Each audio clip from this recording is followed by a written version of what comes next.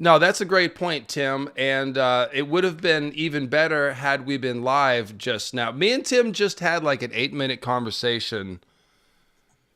Yeah, sorry about that.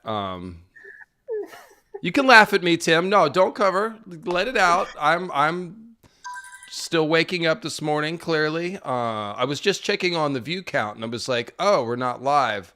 I played the music, and yeah. Well, no, it's good. You know how I always talk for like 2 or 3 minutes, and it's just kind of BS, and we're getting the stream going. I've already done that, so we're ready to rip into it. Subscribe to Gray Waste Tim's YouTube channel.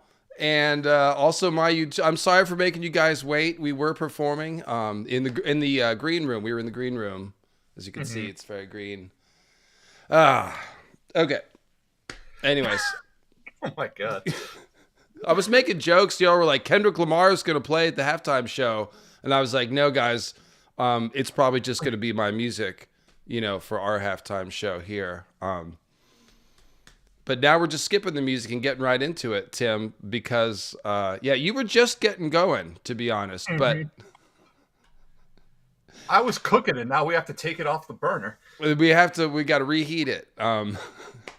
It's all right. We're just getting a stir going on, really. So we are here with the 2 hours and 15 minutes that we have left until the superb owl to talk about our hero twins, Jon and Dany. I'm wearing a red 49ers jersey, and Tim is wearing a Bobby Boucher jersey. Boucher. Yeah. Yes, because you can use the experiences of a certified water boy. That's right, a certified water boy.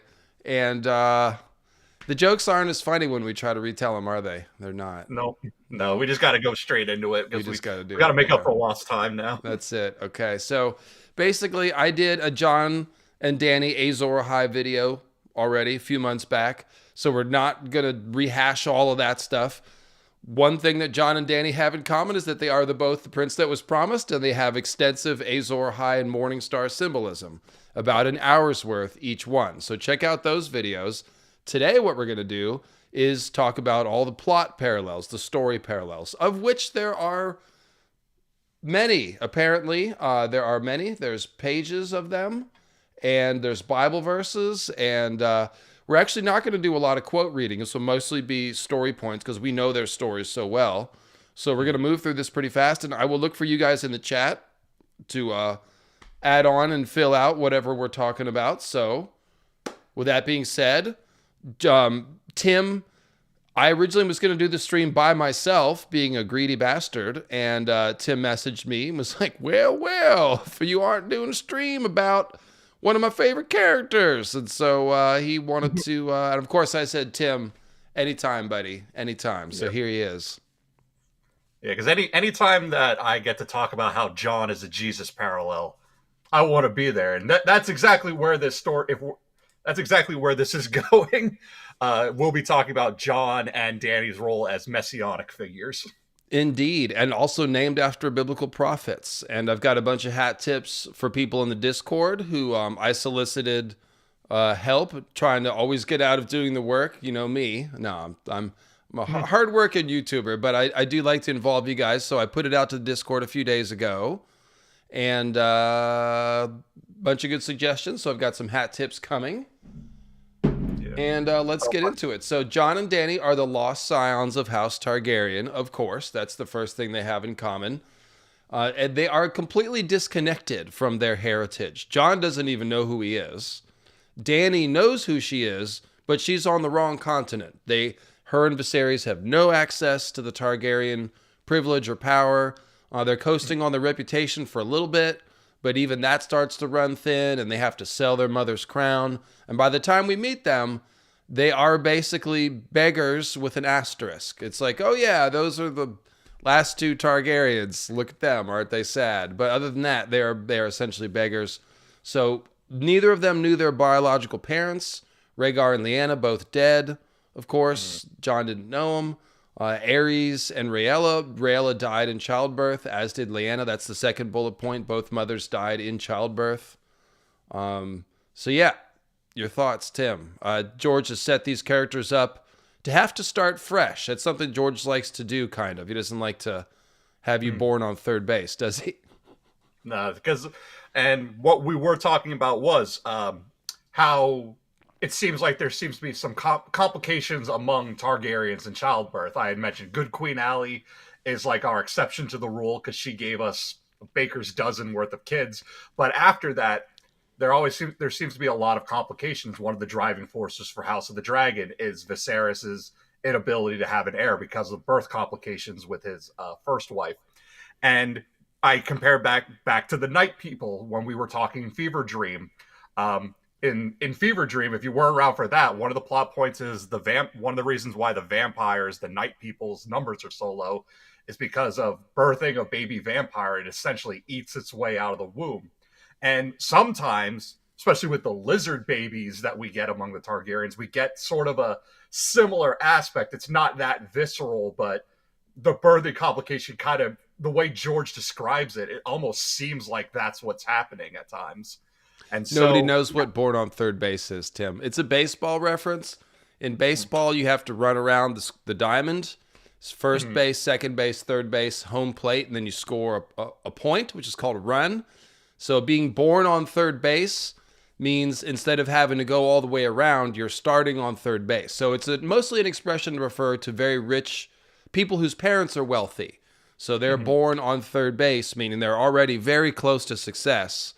They don't have to start from scratch. That's why okay, you get the point. So what George likes to do is take his characters and remove them from power and privilege, so they have to start afresh. And that's what he's doing with Jon and Dany, so that when they come into their sort of magical heritage, Targaryen, Azor Ahai, prince that was promised heritage, it will have been earned.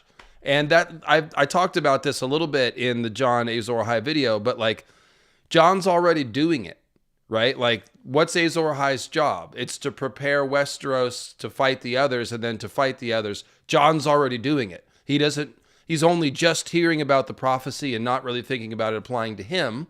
Although there was that dream with the burning sword. He should maybe think about that one. But he's already doing it. He's already preparing the watch. He's fighting. He's literally, fighting the whites and stuff. So, yeah. And Dany is on this, basically amassing an army and heading to Westeros. And then eventually she'll figure out that she should use that army and those dragons not to conquer the throne, but obviously to help save the world. So he's making them earn it. Mm-hmm. Yeah, he's removing all the buffs and putting the game on super hard mode, because had things gone differently, had the Targaryens remained in power, Jon would really only be 2 steps away from the throne. It would just be his father and then his older half-brother Aegon if Robert's Rebellion hadn't happened. For Dany, it's harder as a woman. She's further down the line of succession. But what George did is he removed all of that and put as many obstacles in their way as possible. Dany is a woman on another continent. Jon is, without knowing who he really is, labeled as a bastard, and then put up in the north. So again, this takes everything away and puts them right back at the starting point with as much disadvantage as possible for them. And then at least with Jon's living the life of a bastard, but he's still a lord's bastard. For Dany, she's living as a beggar princess in a foreign land. So like the odds are really stacked against her. Yeah, it's not 1-to-1. It's more like George doing 2 different versions of the same idea, which is the lost scion of an ancient house. That's a fantasy trope, very much so. So he's doing 2 different versions. Dany knows who she is, but she's very far away from it. Jon doesn't even know. He's a secret Targaryen, as we said in the Maester Aemon video. So they're disconnected from their birthright, literally don't know their parents. Jon did at least get a foster father, and a good one. Dany only had Raymond Derry for a little while, then he died, and then she's only had her other brother. So that's pretty brutal. Young Griff, yeah, what about him? What about him? I've got, me and Tim have done a whole bunch of Fagon streams. We did 3 chunky ones last year, and I'm in the process of editing those to turn it into a kind of Fagon iceberg. So we love Fagon around here. We're not going to talk about him today, though. We're just talking about Jon and Dany. So they're disconnected from their birthrights.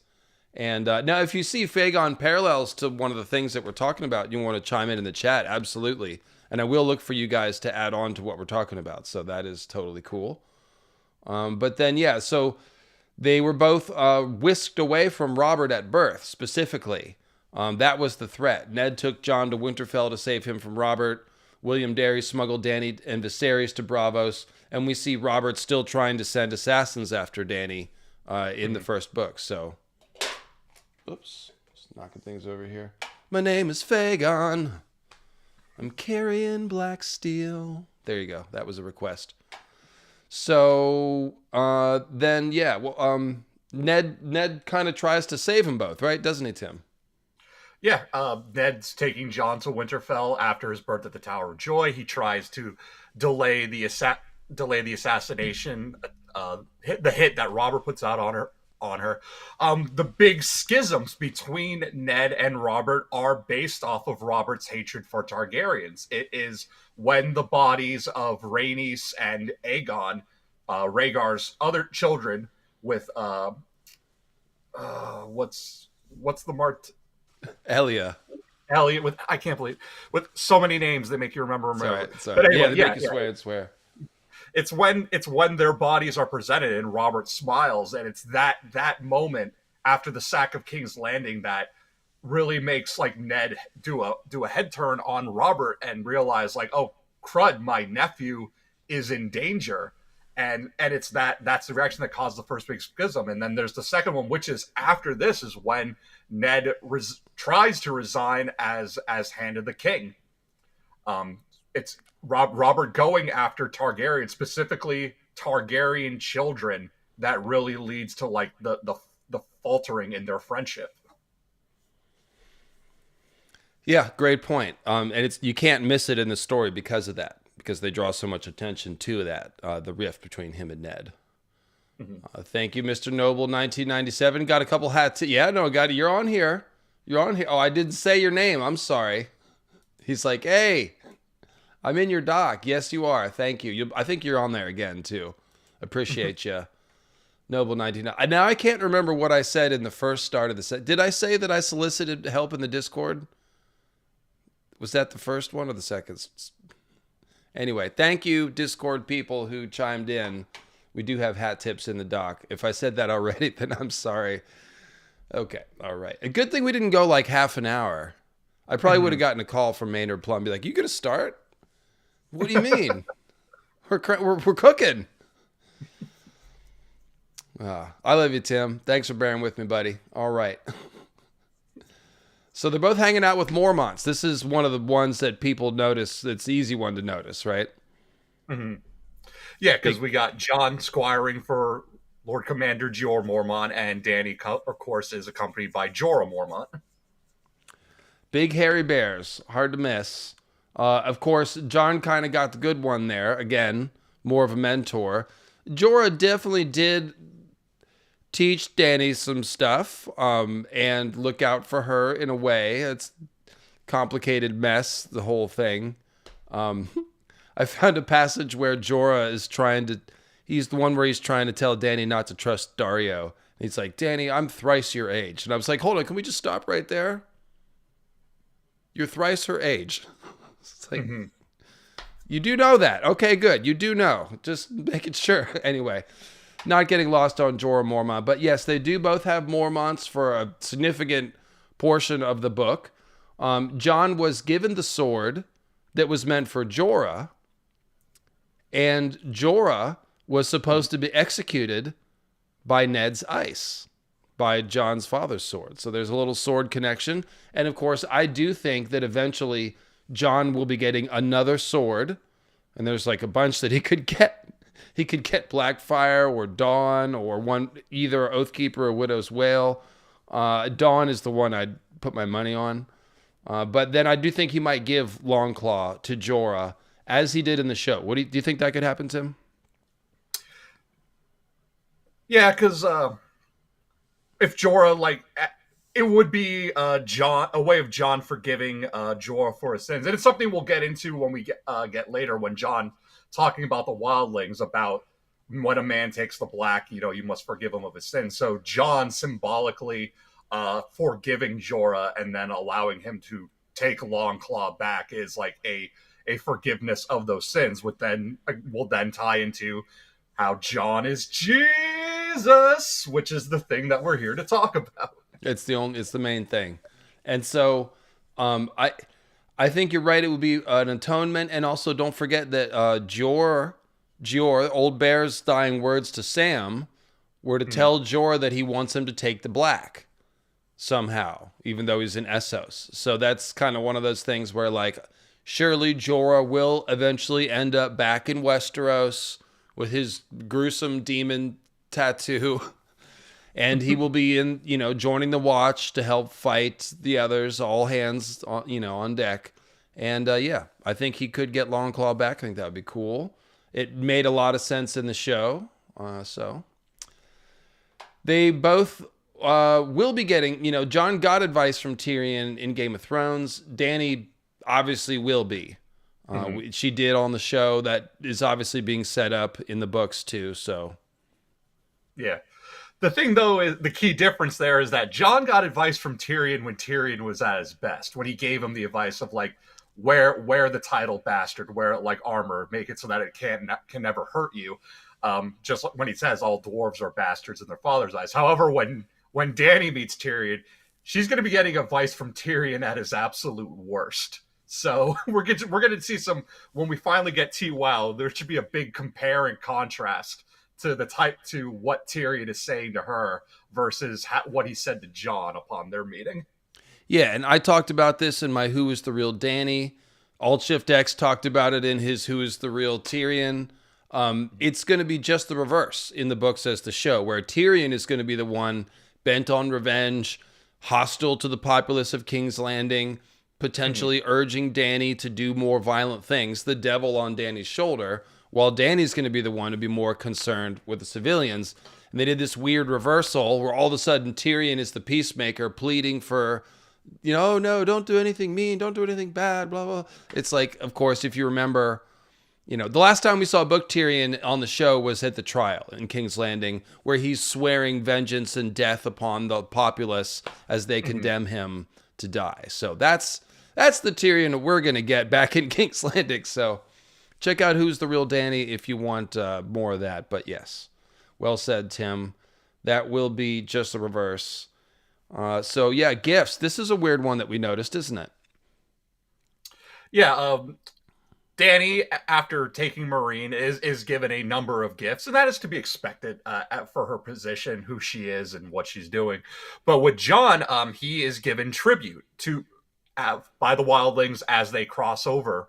In part, and what's important here is that this is recognition. When you're dealing with the wildlings, the free folk, where to live is you live by everything you have is what you can keep, what you can take, what you can carry.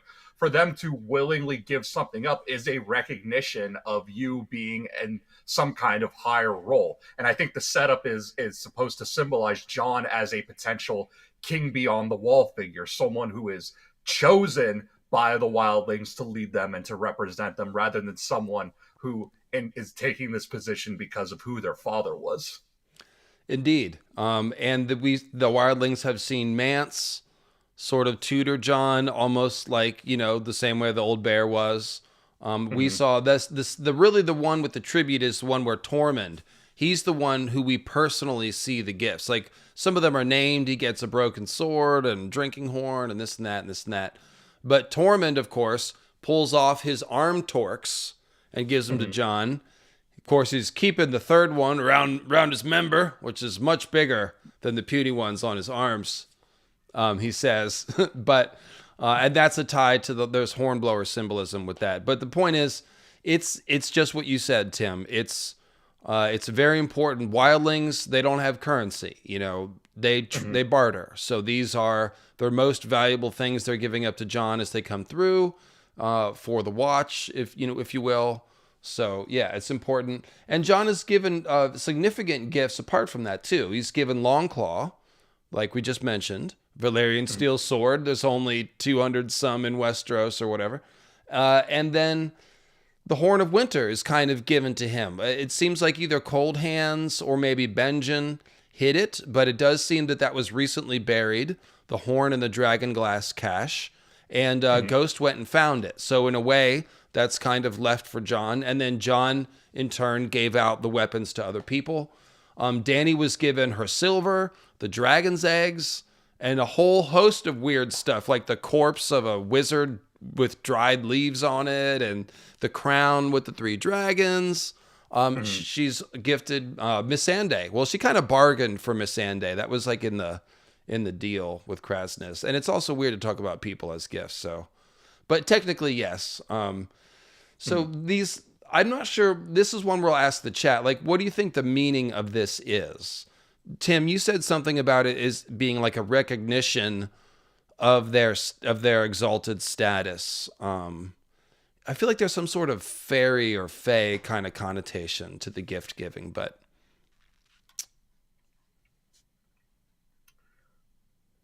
wildlings don't have currency until Tormund introduces his new crypto, Harcoin. Well done. Well done. Yeah, they do both take hostages. Nice job, Terra Incognita.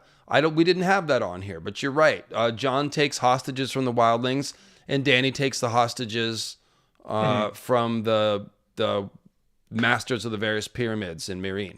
Yeah. Nice one. And Chad is pointing out like the gift giving is like the wise men giving gifts to baby Jesus. Again, both Dany and Jon both as Jesus figures, which I think we did have something in the notes about that. It's when we get into the heavy Jesus symbolism.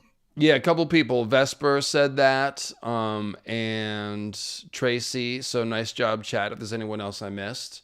Once you accept a gift, you're bound. It is kind of a binding thing. Like Dany, people are following her and giving her gifts, and same with Jon. Yeah, so. And and then the hostages, good. And of course, they both take good care of their hostages. They both live in the shadow of their brother. And Melisandre even refers to Jon living in the shadow of his brother, just like Stannis was in the shadow of Robert. So this is not, it's explicitly said. Robb is trueborn. He's meant to rule. And you remember that Jon's recollection, how they used to play and declare that I'm the Dragon Knight, I'm the Lord of Winterfell, until one day when there was a record scratch and Robb's like, you can't be the Lord of Winterfell, you're a bastard. So that one stuck out in Jon's memory, and that sort of symbolizes the difference. And similarly, Viserys is older. He's the one that is trying to retake the throne. And Dany's really just there for the ride. He's like, I'd let every single Dothraki screamer, blah, blah, blah, if it meant, getting my kingdom back. He's selling her to Drogo to get an army. So, but then he commits suicide by bearing steel in Vaes Dothrak, if you will. And all of a sudden, Drogo dies, and then it's Dany who's leading the Khalasar and inheriting this last scion of House Targaryen mantle from Viserys. And the same thing with Jon. He may end up becoming Lord of Winterfell or King in the North or whatever. And, of course, he is rising to leadership in the Watch. And then... But both their brothers go through you just brought it up with Viserys' death. They both go through a very different crowning process because while Robb's claims are recognized, he is declared king of the North by his bannermen. Viserys never gets that. He's introduced as the rightful king of Westeros by Illyrio, but his actual crowning is really a punishment and a death sentence with molten gold just poured on his head. Indeed. And yeah, Robb... He's got the crown of black swords, but he's stabbed by Roose Bolton with a sword through the heart, So definitely crowned and killed both of them. And Dany may ultimately sit the Iron Throne for a time or claim it. We will see how close that gets. I do think she will have to give it up, quote unquote, to turn north. But we'll see how George writes it and if George writes it. And like I said, Jon did become king in the North in the books or on the show, and I do think that will happen in the books too. There is foreshadowing for it. So, Rhaegar parallels, Tim. Yep. So Jon falls in love with a northern girl, and we have these Bael the Bard parallels, and it's similar to his father Jon going after Ygritte, like Rhaegar going after Lyanna. Jon, serious, moody, dark prince, guided through prophecy by Aemon. Same with Rhaegar. Rhaegar was a moody, dark prince, melancholy. And he did keep correspondence with Maester Aemon. They exchanged letters, and it seems like Aemon was guiding him. And it possibly could have been Aemon that got Rhaegar to realize, like, when Rhaegar first thought that he was the prince that was promised, and then somewhere along the line changes his mind and says, okay, no, it's not me, but it is going to be my son. Aemon possibly could have been one of the guiding factors in why he came to that sort of conclusion. Can I pop in right here? I just want to say with the Northern girl thing, like Rhaegar fell in love with Lyanna, who's a Northern girl to him. And then Jon fell in love with Ygritte, who's a Northern girl from where he is. And then separately, both of them parallel Bael the Bard, which has the blue rose symbolism. I broke all that down in the Jon Azor Ahai video in more detail because it does lead back to Azor Ahai stuff. But yeah, it's a sort of a detailed triple parallel with Bael the Bard and Rhaegar and Jon. So that's a pretty tight one.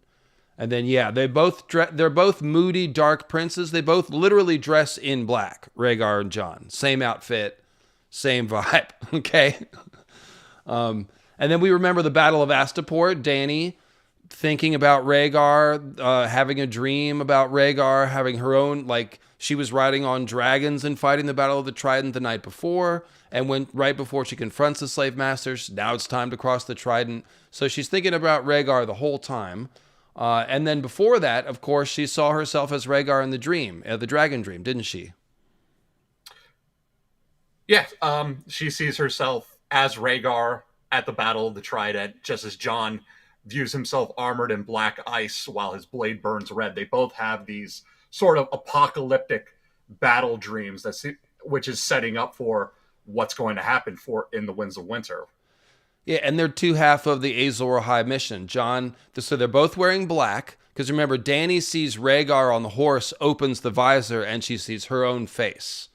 So Dany is wearing Rhaegar's armor, and right before that, she was fighting Rhaegar's battle, but on dragon, back at the Trident. And so now Jon is, like you said, fighting this apocalyptic battle on top of the wall with Lightbringer. So Jon's got Lightbringer, Dany's got the dragon. These are both weapons of Azor Ahai. So extensive parallels, but both bounced off of Rhaegar's symbolism is the point. So, yeah. This is a big topic here. Living amongst the savages.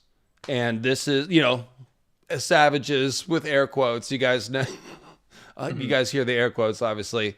So yeah, Dany was sold to Drogo by Viserys and Illyrio.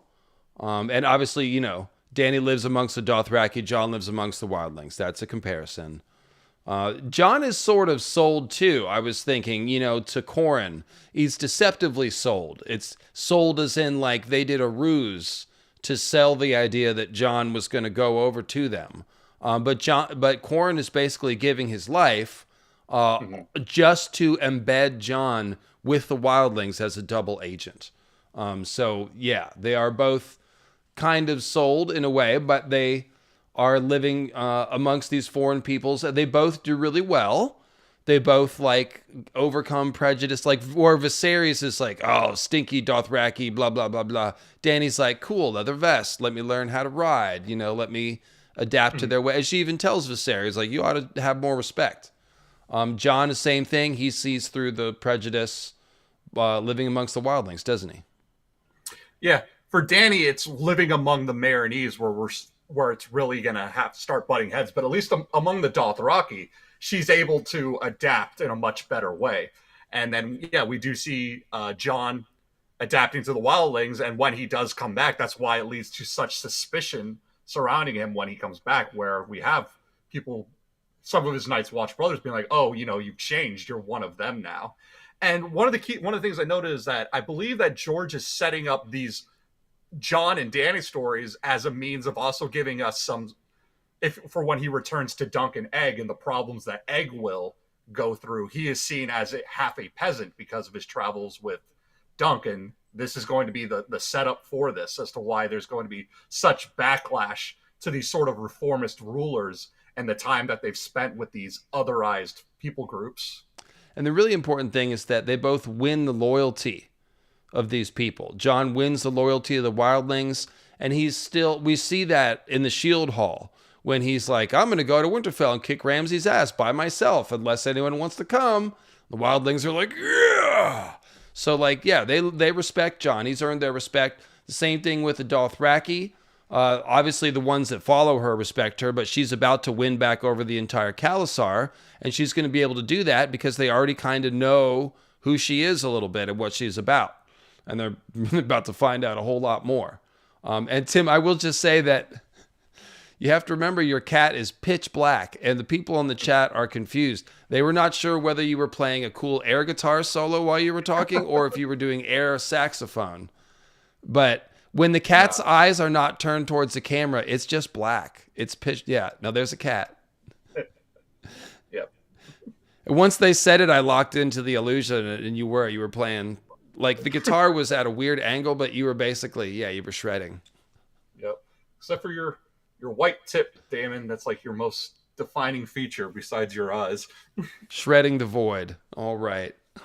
Cat scratch fever. All right.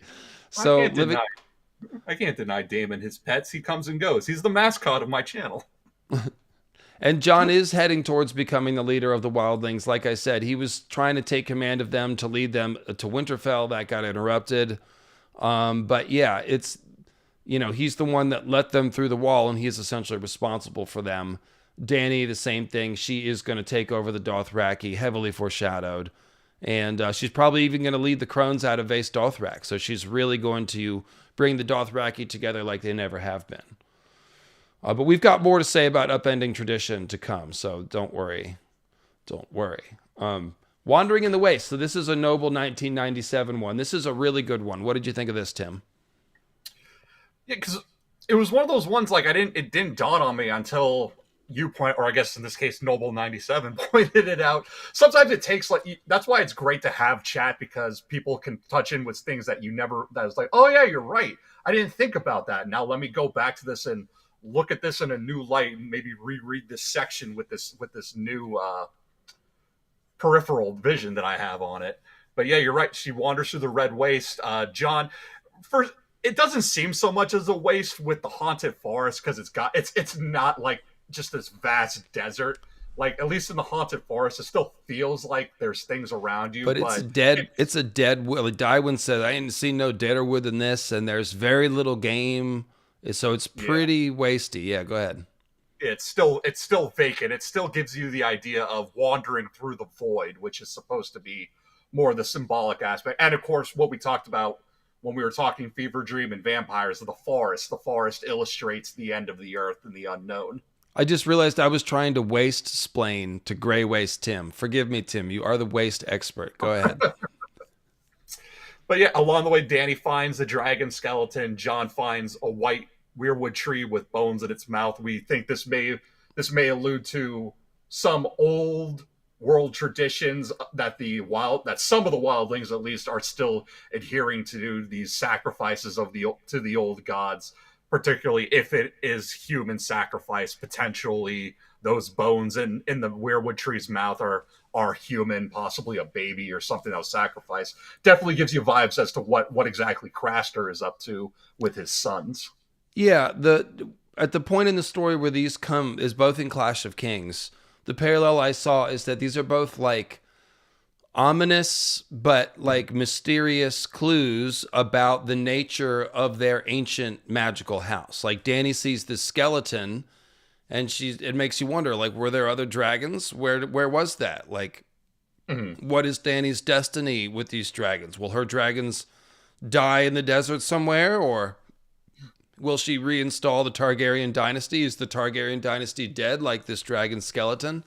Jon comes across the weirwood, which is obviously the symbol of the old gods, and he's been raised to revere the old gods. But this one's a little different. It's got human sacrifice. There's a baby's skull and a human skull in the maw, and it's a terrifying face, and it's the biggest tree that Jon's ever seen. So it really makes it. This is a significant weirwood that sort of raises our hackles and just makes us start to wonder what's going on. Like you said, does this have to do with Craster's sacrifices? Sacrificing to the Weirwoods and the White Walkers, are these related? Craster comes from White Tree. So these are openings to a mystery of the nature, of their secret magical natures of their houses.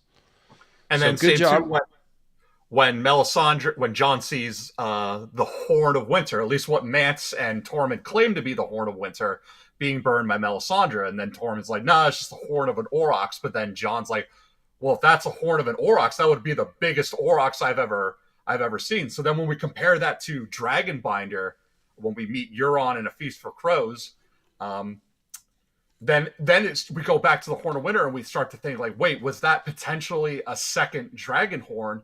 Does that mean dragon? And if they found that up north in a giant's grave, as they claim, then just like with the skeleton of the Red Waste, it makes were dragons that far east of Valyria back in the day? Potentially, but then that raises the question, were they also that far north? And then we think back to like our Age of Heroes, Golden Dawn era of when dragons supposedly were all around could be found worldwide and not just in these few select remote places. So that's a cool little side branch. There are two possibilities there, as you alluded to. The Maesters do say there are certain evidences that dragons once were spread all through the world, which we have to assume would be skeletons. The fact we saw a skeleton in the middle of the Red Waste kind of says, like, what dragon is this? Was that some lost Targaryen? Or, we have to think practically. Like, the Valyrians monopolized dragons through sorcery and stuff in Valyria, but they probably didn't monopolize every single dragon in the world. We know it seems like they're stirring in Ashai, and they may have come from Ashai, and there's a whole. We're only seeing 1/4 of the globe here on the map. It's the northern hemisphere, and it's about half of it, with a little bit of southern hemisphere. So, yeah. It seems like the Maesters are implying dragons were everywhere, maybe in days of yore, back when it was just giants and children of the forest and stuff like that. We never are going to get anything concrete about that time period. But then the more interesting possibility is that this was Azor Ahai's dragon, isn't it, Tim? Like Azor Ahai is tied to dragons. We think he fought the Long Night the first time, the last hero in his sort of dragon steel, probably the same thing as Azor Ahai and Lightbringer.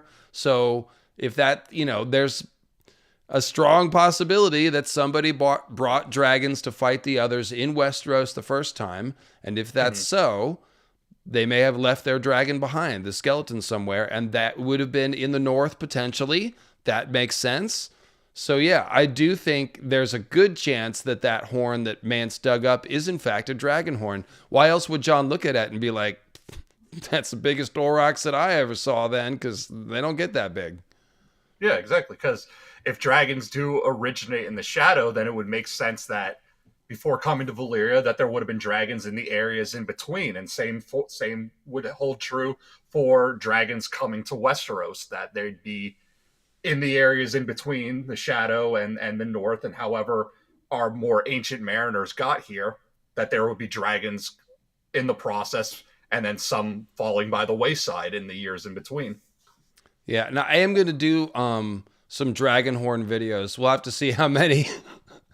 It might be 1 or 2, but I'm going to try to do a unified horn theory video on the Horn of Winter and Dragonbinder and Mance's horn, the little stupid one from the Fist of the First Men that I hate so much. No, it's fine. It's just, shitty. So it's broken. And then it doesn't even make sound. If that's pointing out their skeleton in Bloodraven's cave, there are skeletons that Bran describes as giant bats. But again, potentially dragon skeletons. Yep, the bat skeletons are suspect. That's one where people were talking about that when I first got into the Westeros forums in 2014. They're talking about the bat skeletons. We haven't had a new book since then. All right, so fun little digression, but yeah, just stay tuned. Subscribe to the channel. Dragon horn videos are coming for sure. And so their first marriage, lots of comparisons between their various lovers and husbands and wives and wildling partners and things. But so Dany marries Drogo as she joins the Dothraki. Like literally same thing. She joins the Dothraki by marrying Drogo. Kind of the same for Jon. Jon technically stole Ygritte by not killing her on the Frostfangs, according to Ygritte. But it's more clear when Jon's life is being debated by Rattleshirt and the other wildlings. It's Ygritte who steps up and kind of claims Jon and saves his life from Rattleshirt.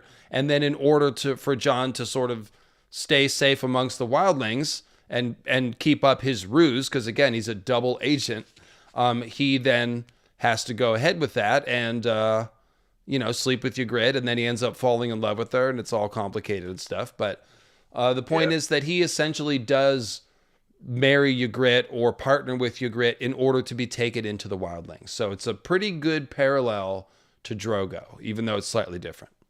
Yeah. And it's one of those things that's I have to have sex with this redhead. Oh my God, it's such a punishment. Yes, Jon, I feel so bad for you in this moment. It's one of those things like some of us can look at it and laugh and be like, no, man, it should have been. I always think of that meme of like, it should have been me, not him, with Jon in that situation. But even still, it is going against his vows. And we know that Jon does we could kind of like joke about it, like the reality is Jon does take this seriously. But that's why we have Maester Aemon with the famous line of love is the death of duty. And Maester Aemon also telling us, look, if we killed every man who gave in to his baser instincts, the wall would be lined with headless men. Yep. And it doesn't technically say you can't sleep around. It just says you can't father children or get married. So, but yeah, there is.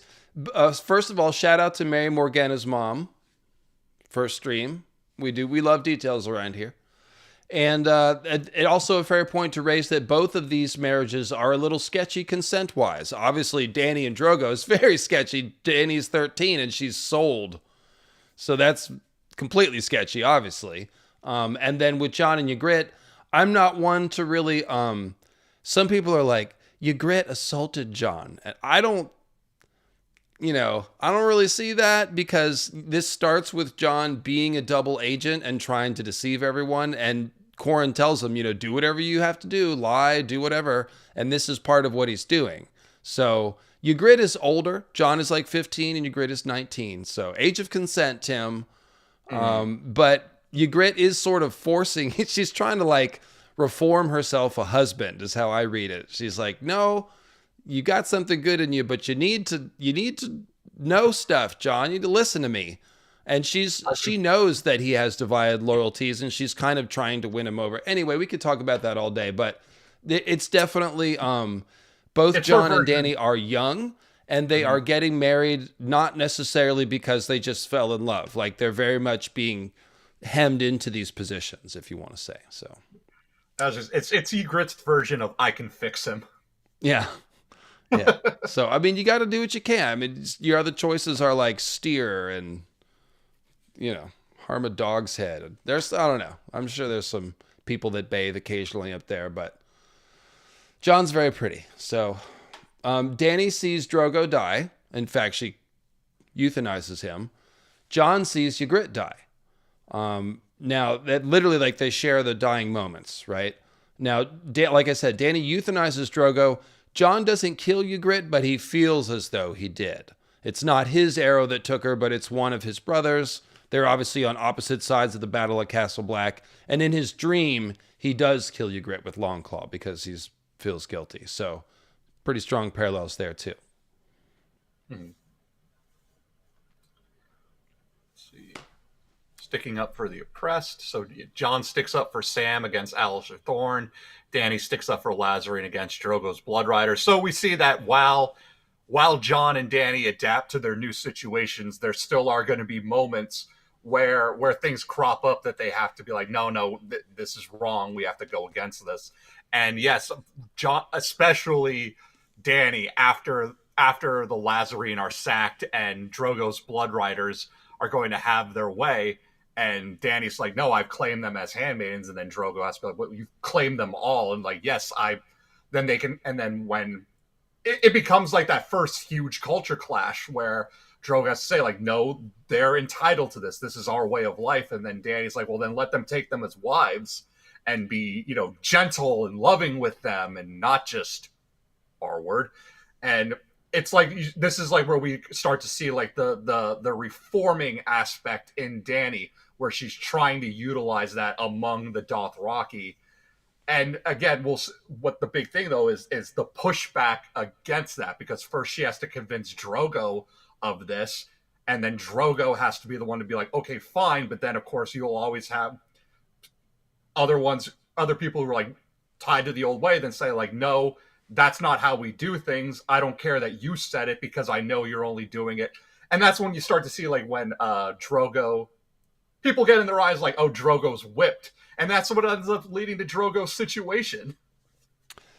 Yeah, that's a good point, and we're going to talk more about the revolutionary changes. But the point is that like they even said Sam, people like Sam sometimes just get bullied right out of the watch or the army. That's kind of the analogy, you know. And so Jon is making the case that like, look, Sam's not a fighter, but he can do other stuff that we need. And that, like I said in the Maester Aemon video, this is Maester Aemon sees that.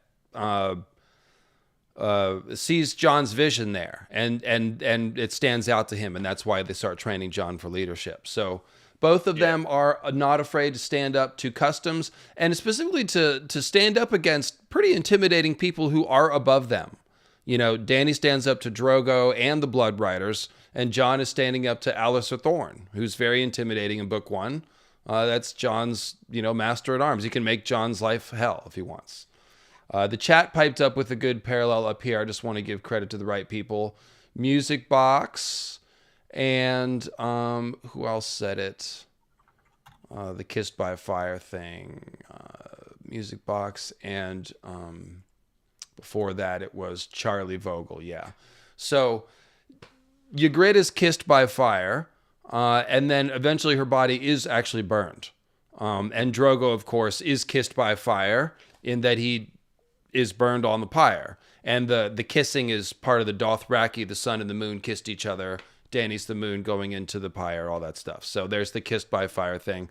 We've got a section for comparing Ygritte to Dany. What happened? Someone gave out Squisher invites, and then it all disappeared. Maybe it'll come back. All right. Huh. Did you cancel your payment? Is that what happened? I don't know. It didn't go through. It got declined, like that Lakers trade, rescinded. They are. We'll get into the Ygritte stuff, but yes, Drogo and Ygritte, you could say their first lovers are both kissed by fire. And then the New World Order. This is an extension of the last point, and some of this is from Noble 1997. Dany buys slaves and frees them, as we've talked about extensively on this channel. That is an inverse of what her ancestors did. They came to Slaver's Bay, learned slavery from the Giscari, and then took it to Essos and enslaved people with their dragons. So Dany is inverting all of that. She is an abolitionist Valyrian. Similarly, the Wall originally seems like it has a magical purpose having to do with the others, but it has become, Bitcoin. No Bitcoin accepted. But the Wall, Tim, has become more of a separation between the wildlings and the people south of the Wall. And Jon essentially becomes a Lord Commander who violates that and lets the wildlings through the Wall. So it's the opposite of what his predecessors did, just as Dany is doing the opposite of what the Valyrians did. Exactly. And then but then both of those actions are going to have extreme consequences. As we see, Dany smashing the slave trade disrupts world commerce. There is that butterfly effect. It even Dany smashing the slave trade reaches back to even hurt the wildlings, because now we have stories of wildlings being brought in as new slaves. Like, Dany smashing the slave trade doesn't end the slave trade. It just causes slavers to look for new areas and new resources for slaves. And then, of course, Jon letting the wildlings through is going to be one of the key things that leads to its assassination. The straw that broke the camel's back is going to be when the pink letter arrives, and what's seen as Jon's complete now disavowalment of his vows, when he's going to ride south to face Ramsay. But we see the beginnings of the strain against his brothers is letting the wildlings through, because this is going against centuries and centuries of tradition.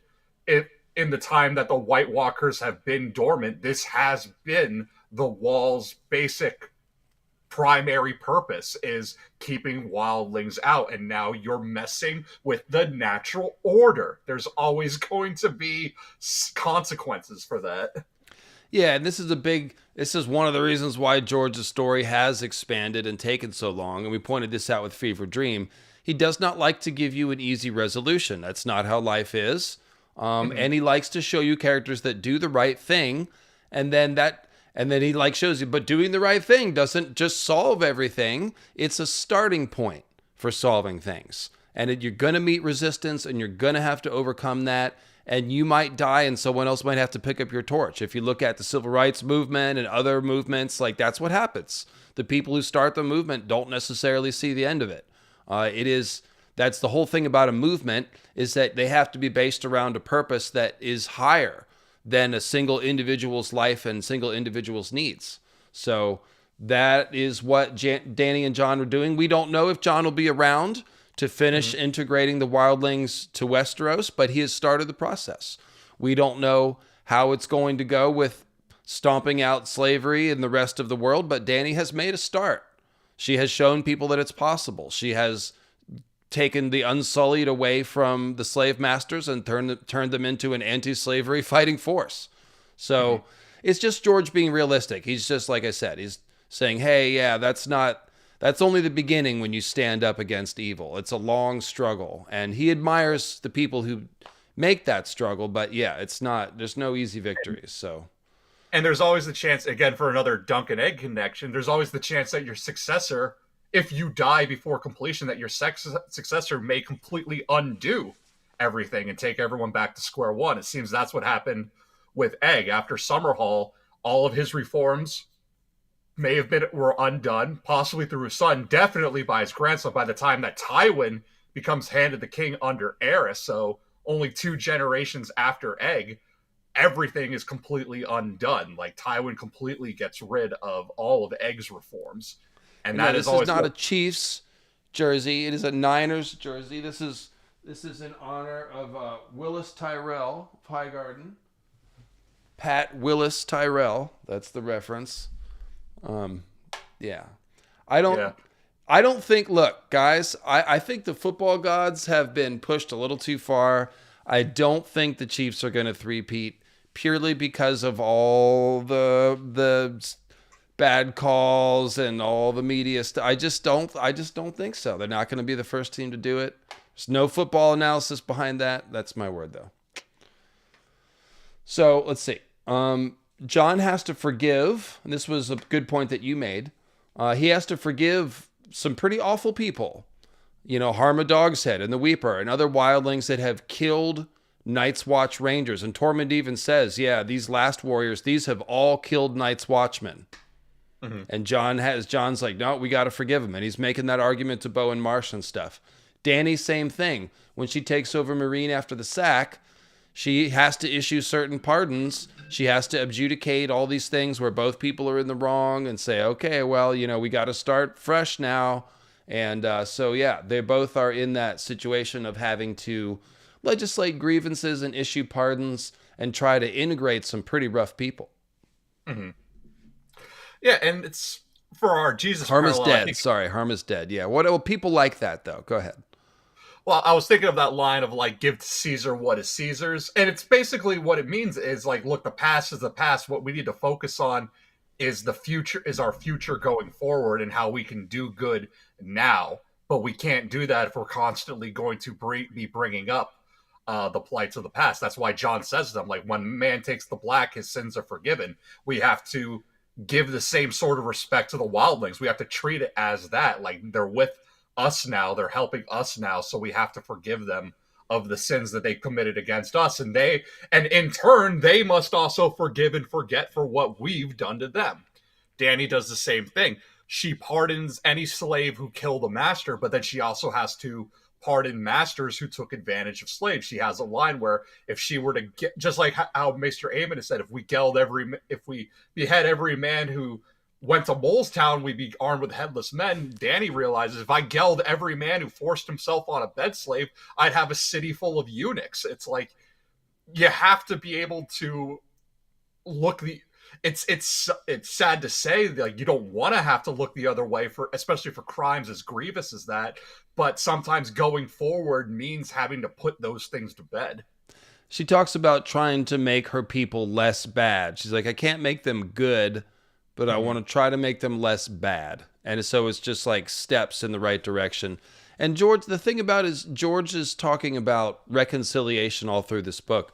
And you can't look, you probably can't reconcile with Ramsay Bolton. Some people do need to be killed. And he says that about slavery, sometimes it's got to be fire and blood.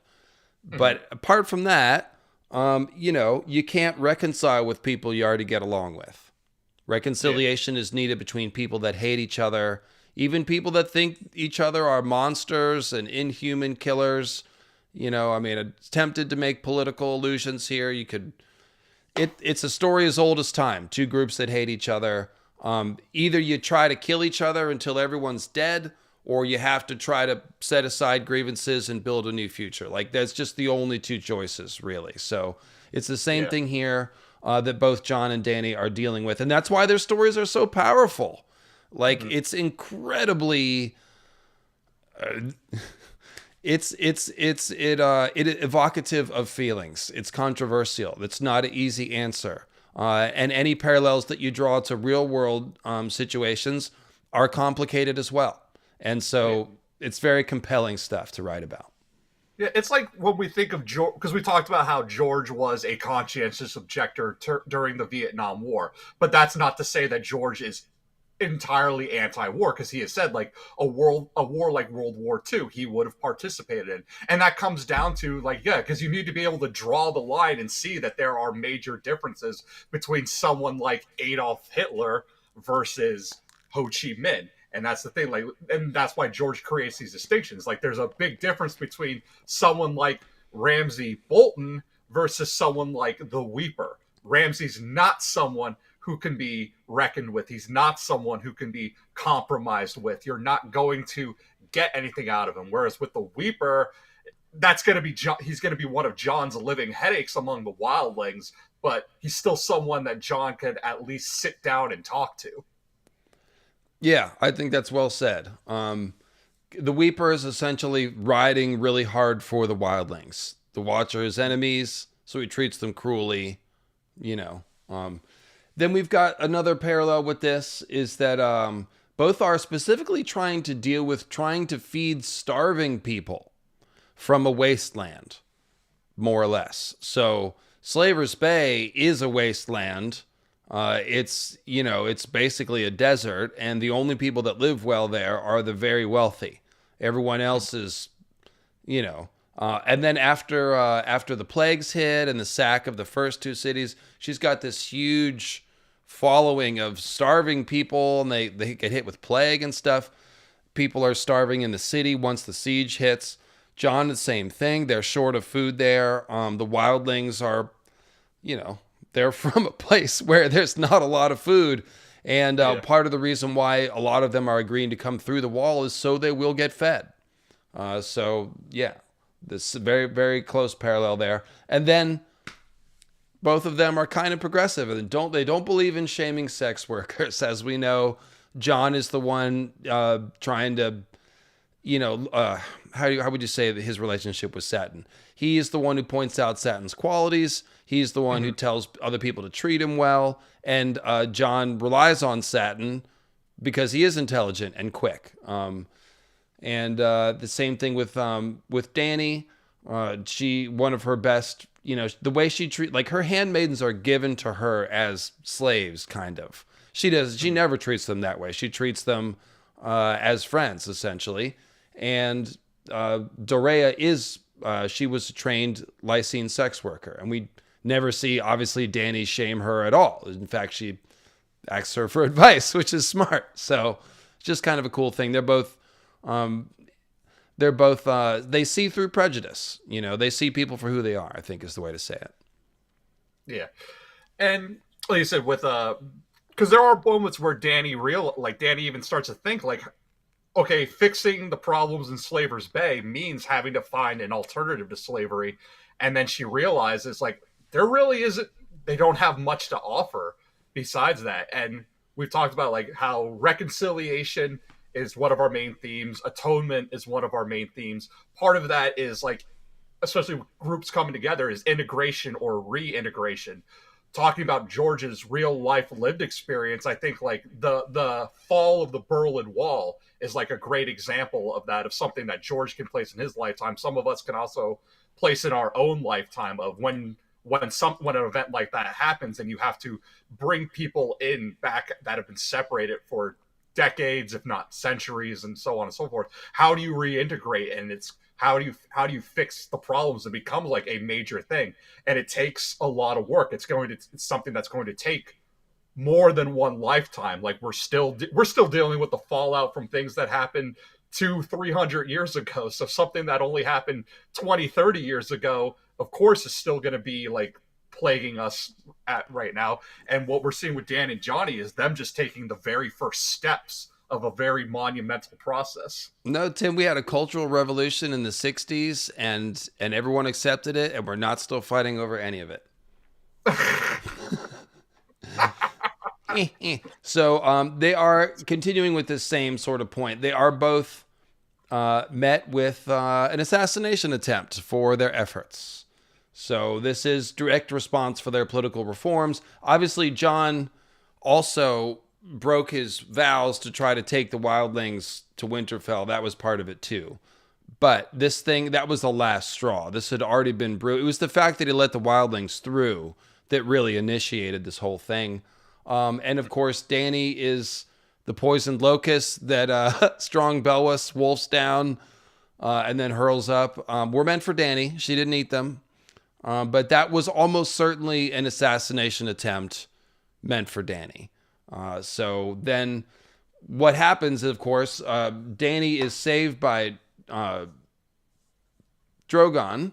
She's carried off by a Drogon. And Jon's spirit is carried off by Ghost. So he dies, but he's going to be resurrected specifically because his spirit is going to go into his wolf. So both are kind of saved by their animals there. Yeah, and then they both have the Weeper actually came up more than I thought he ever would, but they both have Weepers to deal with. Another one of Dany's assassination attempts.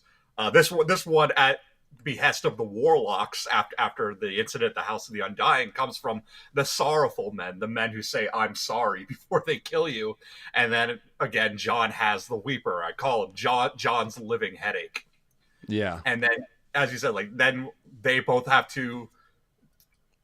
are carried off by essentially their spirit animal, the animal, the sigils of their houses.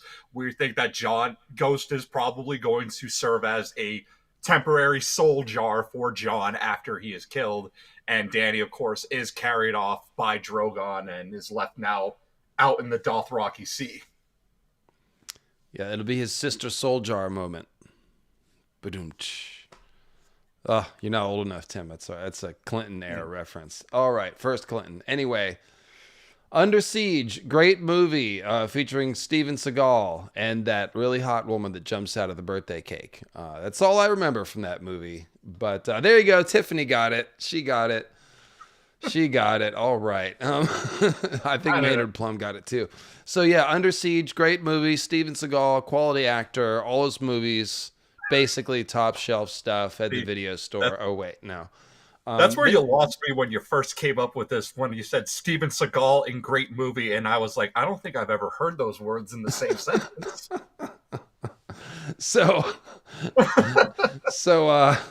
Yeah. Are you old enough to have gone to the video store? You went to the video store, right? Blockbuster? And Yeah. I remember Blockbuster. Yeah. I was old enough to have gone there as a young couple, like when I was when I was first married. It was still in the days of going to this. You'd walk, or you guys don't even know, man. Guys, you know how you sit at home and like one of you scrolls Netflix and the other one is like going through the movies on Comcast to order or whatever, Xfinity. Well, it used to be that couples would walk around a movie store together and look at aisles of movies and just be like, no, man, these are all terrible. Well, that one's all right. You circle the whole store and come back to that one, and it looks better now because you've been through the rest, and you're like, man. Yeah. That was I'm more of a, because you're a few years older than me. You're actually the same age. I have an older half brother that you're the same age as. He's 8 years older than me. So, because you people who say like LML is like your dad, I'm like, he's not old enough to be my dad.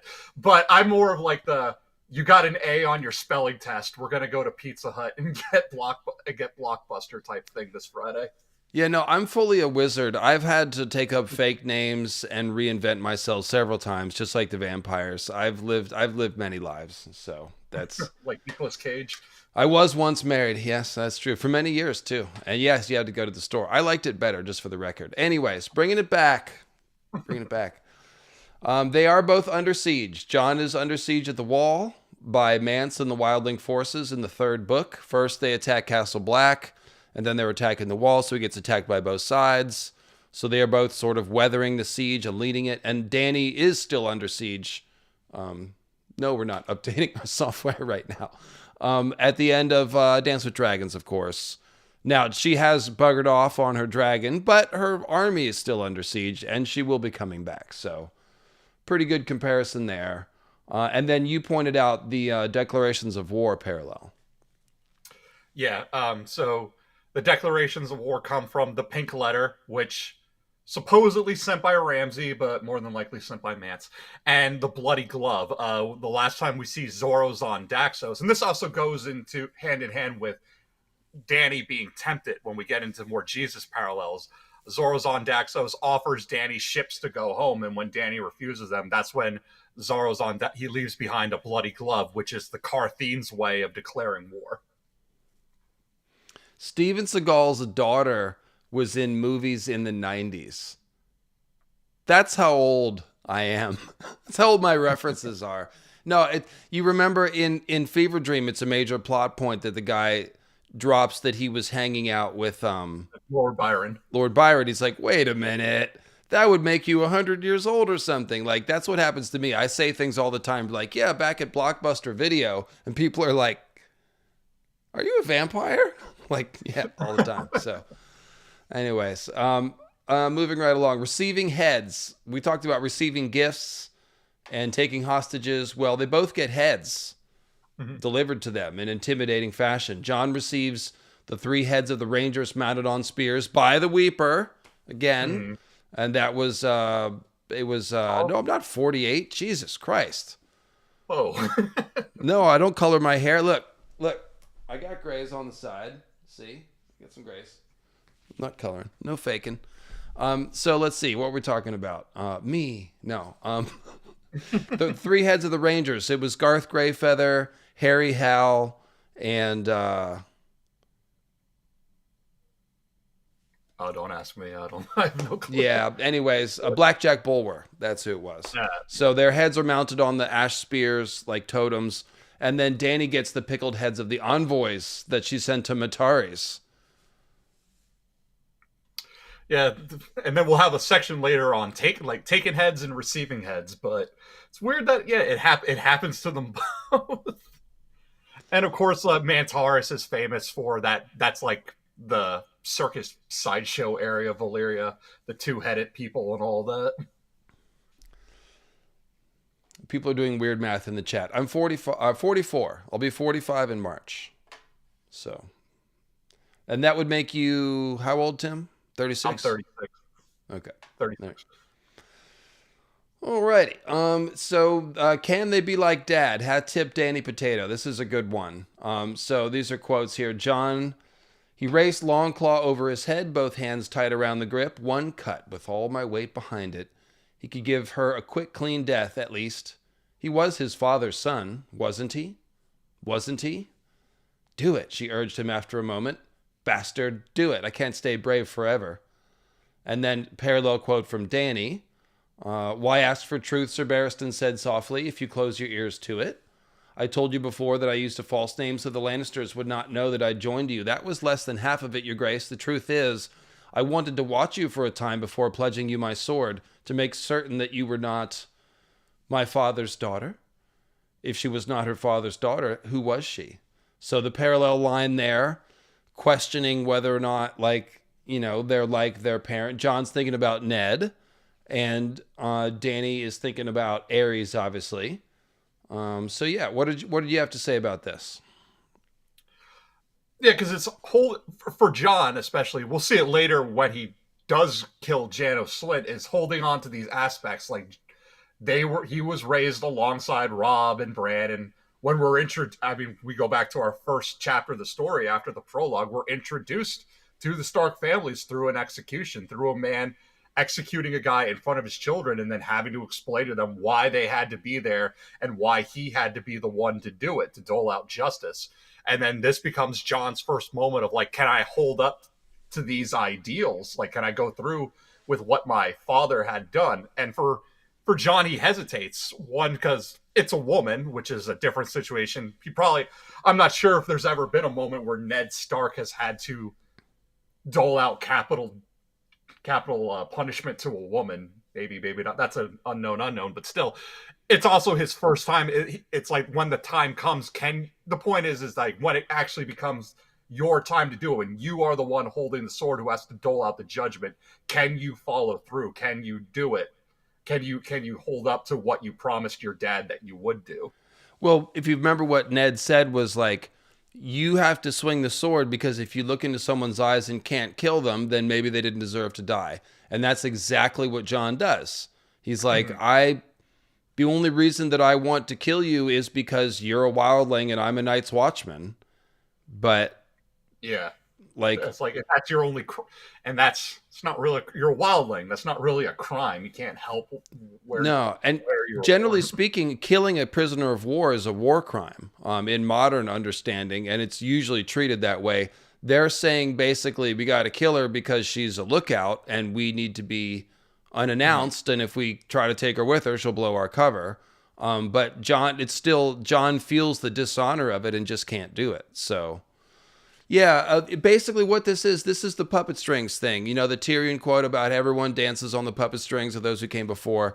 This is both Jon and Dany dealing with the legacy of their parents. You know, with Jon, he's dealing with the legacy of being honorable, and what does that mean? And what does it mean to sit in judgment?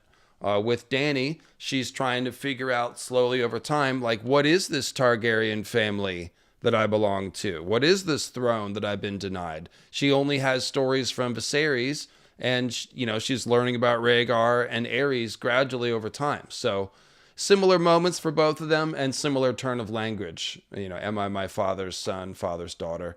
And then Danny Potato's boyfriend from across the room pointed out, lots of people across the room today. This was all happening in Discord, so this is how someone's boyfriend from across the room chimed in. But shout out to him. He said that just as Barristan is watching Dany to see what kind of leader she is, Mance sneaks into Winterfell and observes Jon at the feast for King Robert, and this comes in later when Jon is trying to say to Mance why Mance should take Jon. And he's like, did you see me at the feast? Did you see where I was sitting? And he uses the outsider status as a way to bond with Mance. So they were both observed by these people to sort of evaluate them early on.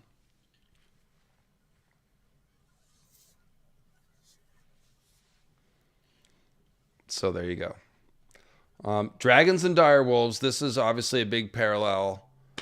There's lots of stuff here. It's the basic part of it. They both discover animals that are the sigils of their house, haven't been seen in a couple hundred years, bring them magical dreams, make them stronger, and are generally kind of terrifying. They got a psychic connection. Yeah, Jon finds the litter with enough wolves for his brothers, including himself. Dany, well, she's given 3 dragon eggs, but she names them 2 for her brothers and 1 for her husband. What's interesting, though, is that when Jon finds the pups, he initially only finds 5. Ghost was separated from the pack. And it's Jon who stops everyone and is like, wait, do you hear that? And Bran and everyone else like, I don't hear anything. But then Jon goes back and he finds Ghost.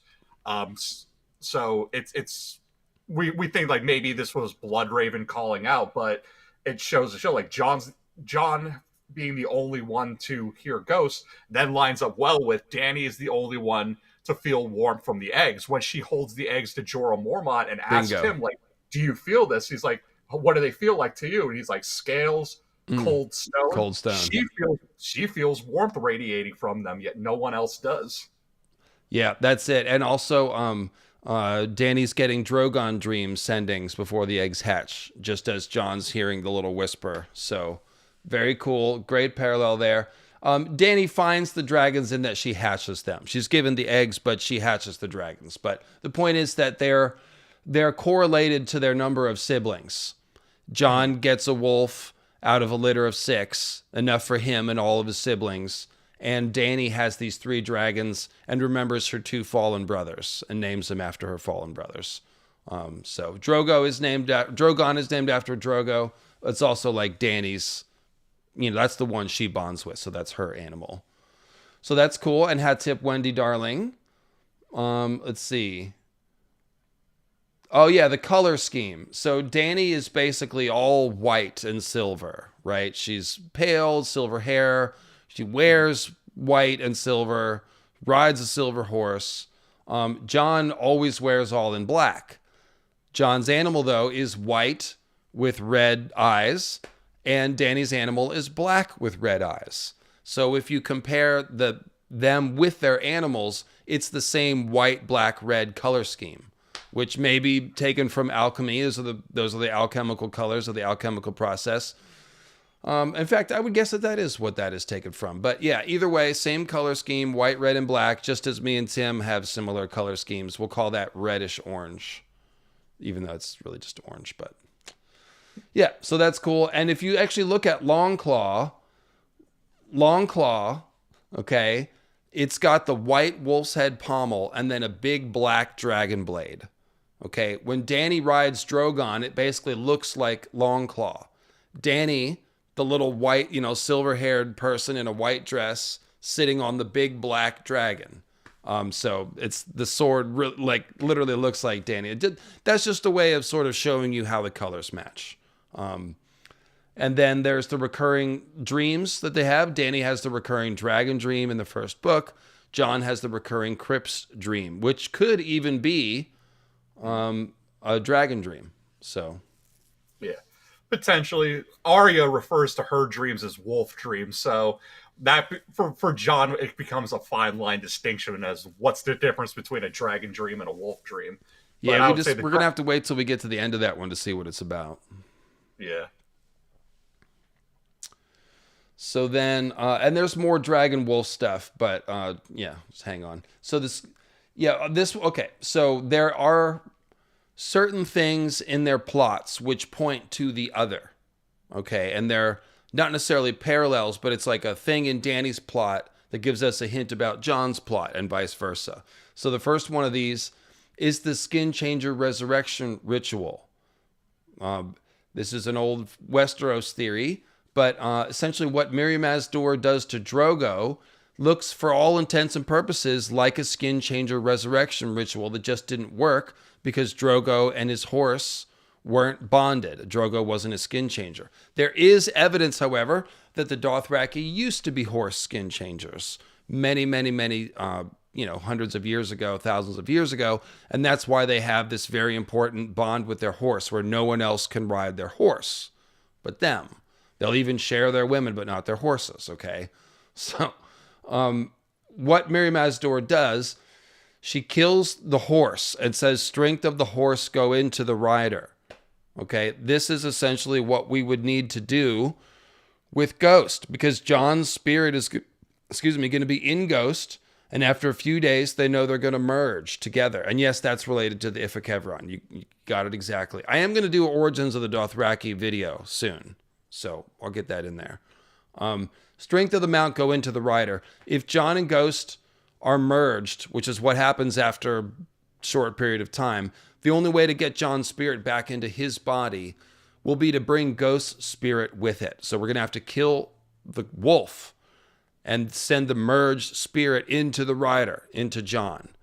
Okay, and Mirri Maz Duur even uses a crescent-shaped bronze blade with runes on it, which is exactly what we see in Bran's vision of a Winterfell blood sacrifice in front of the heart tree, a curved bronze sickle knife. So very similar. And the point would be that this whole thing with Drogo is showing us a bit about Jon's resurrection. And then you remember the vision that Dany saw, the shadows dancing on the tent. She glimpsed the shadow of a great wolf and another like a man wreathed in flames.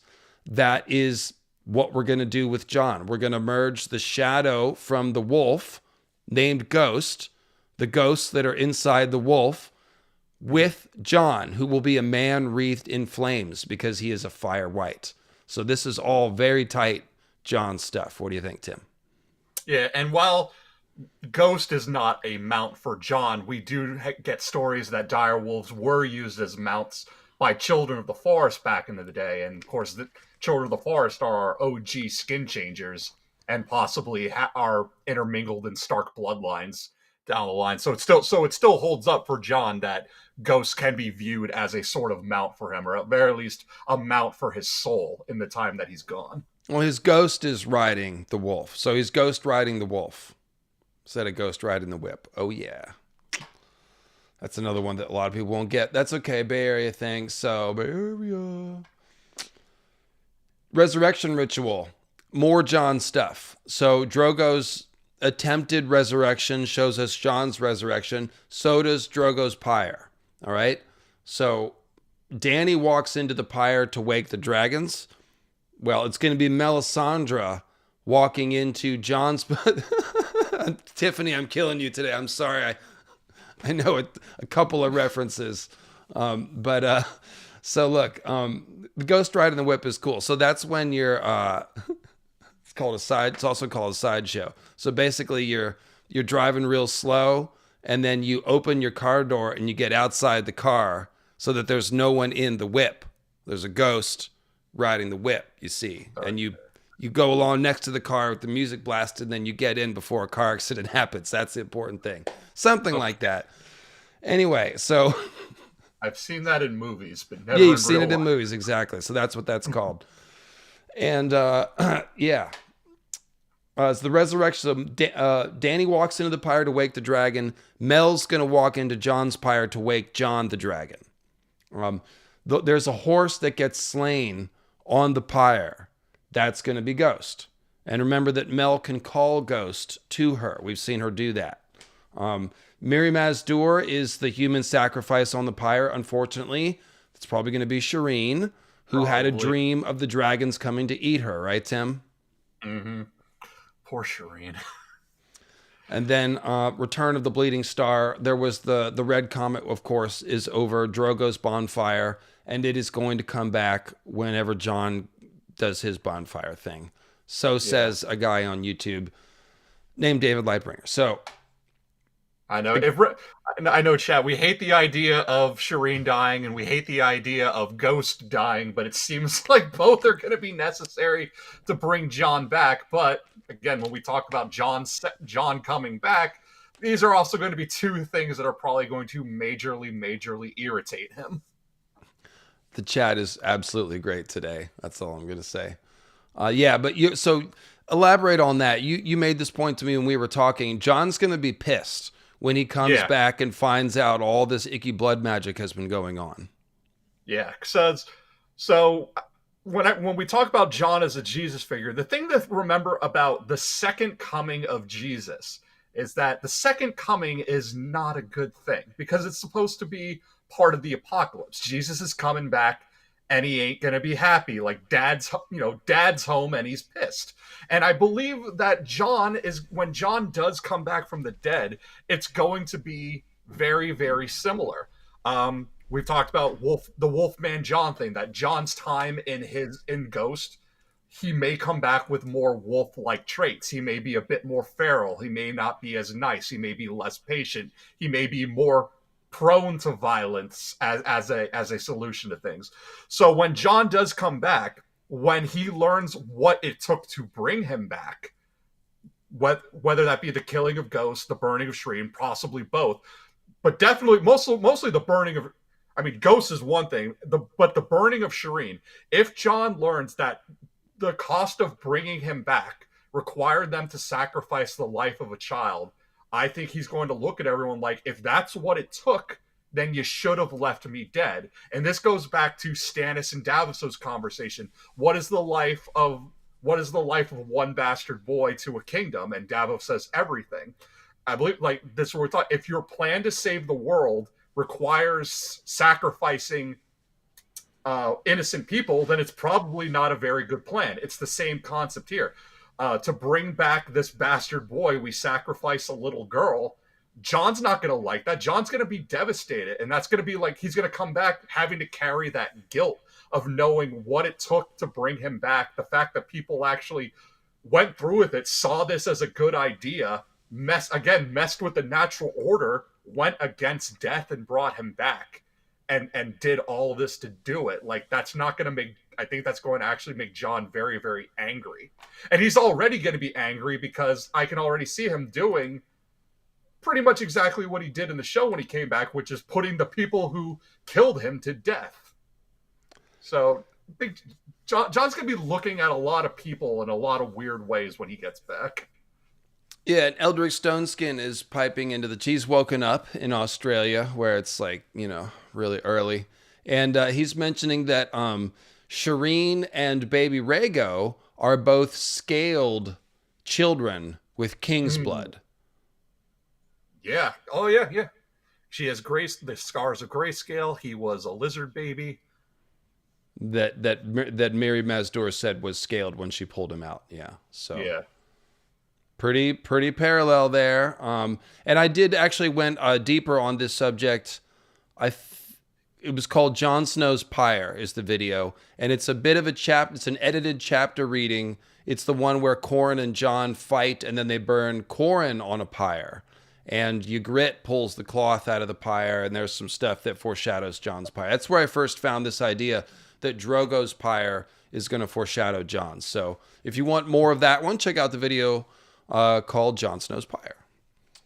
And so moving right along, Jon is going to be pissed. Yes, he is. This for those of you who've seen Dark, my favorite TV show, the greatest TV show ever made. Watch Dark on Netflix if you haven't. 3 seasons. It got finished, unlike other shows.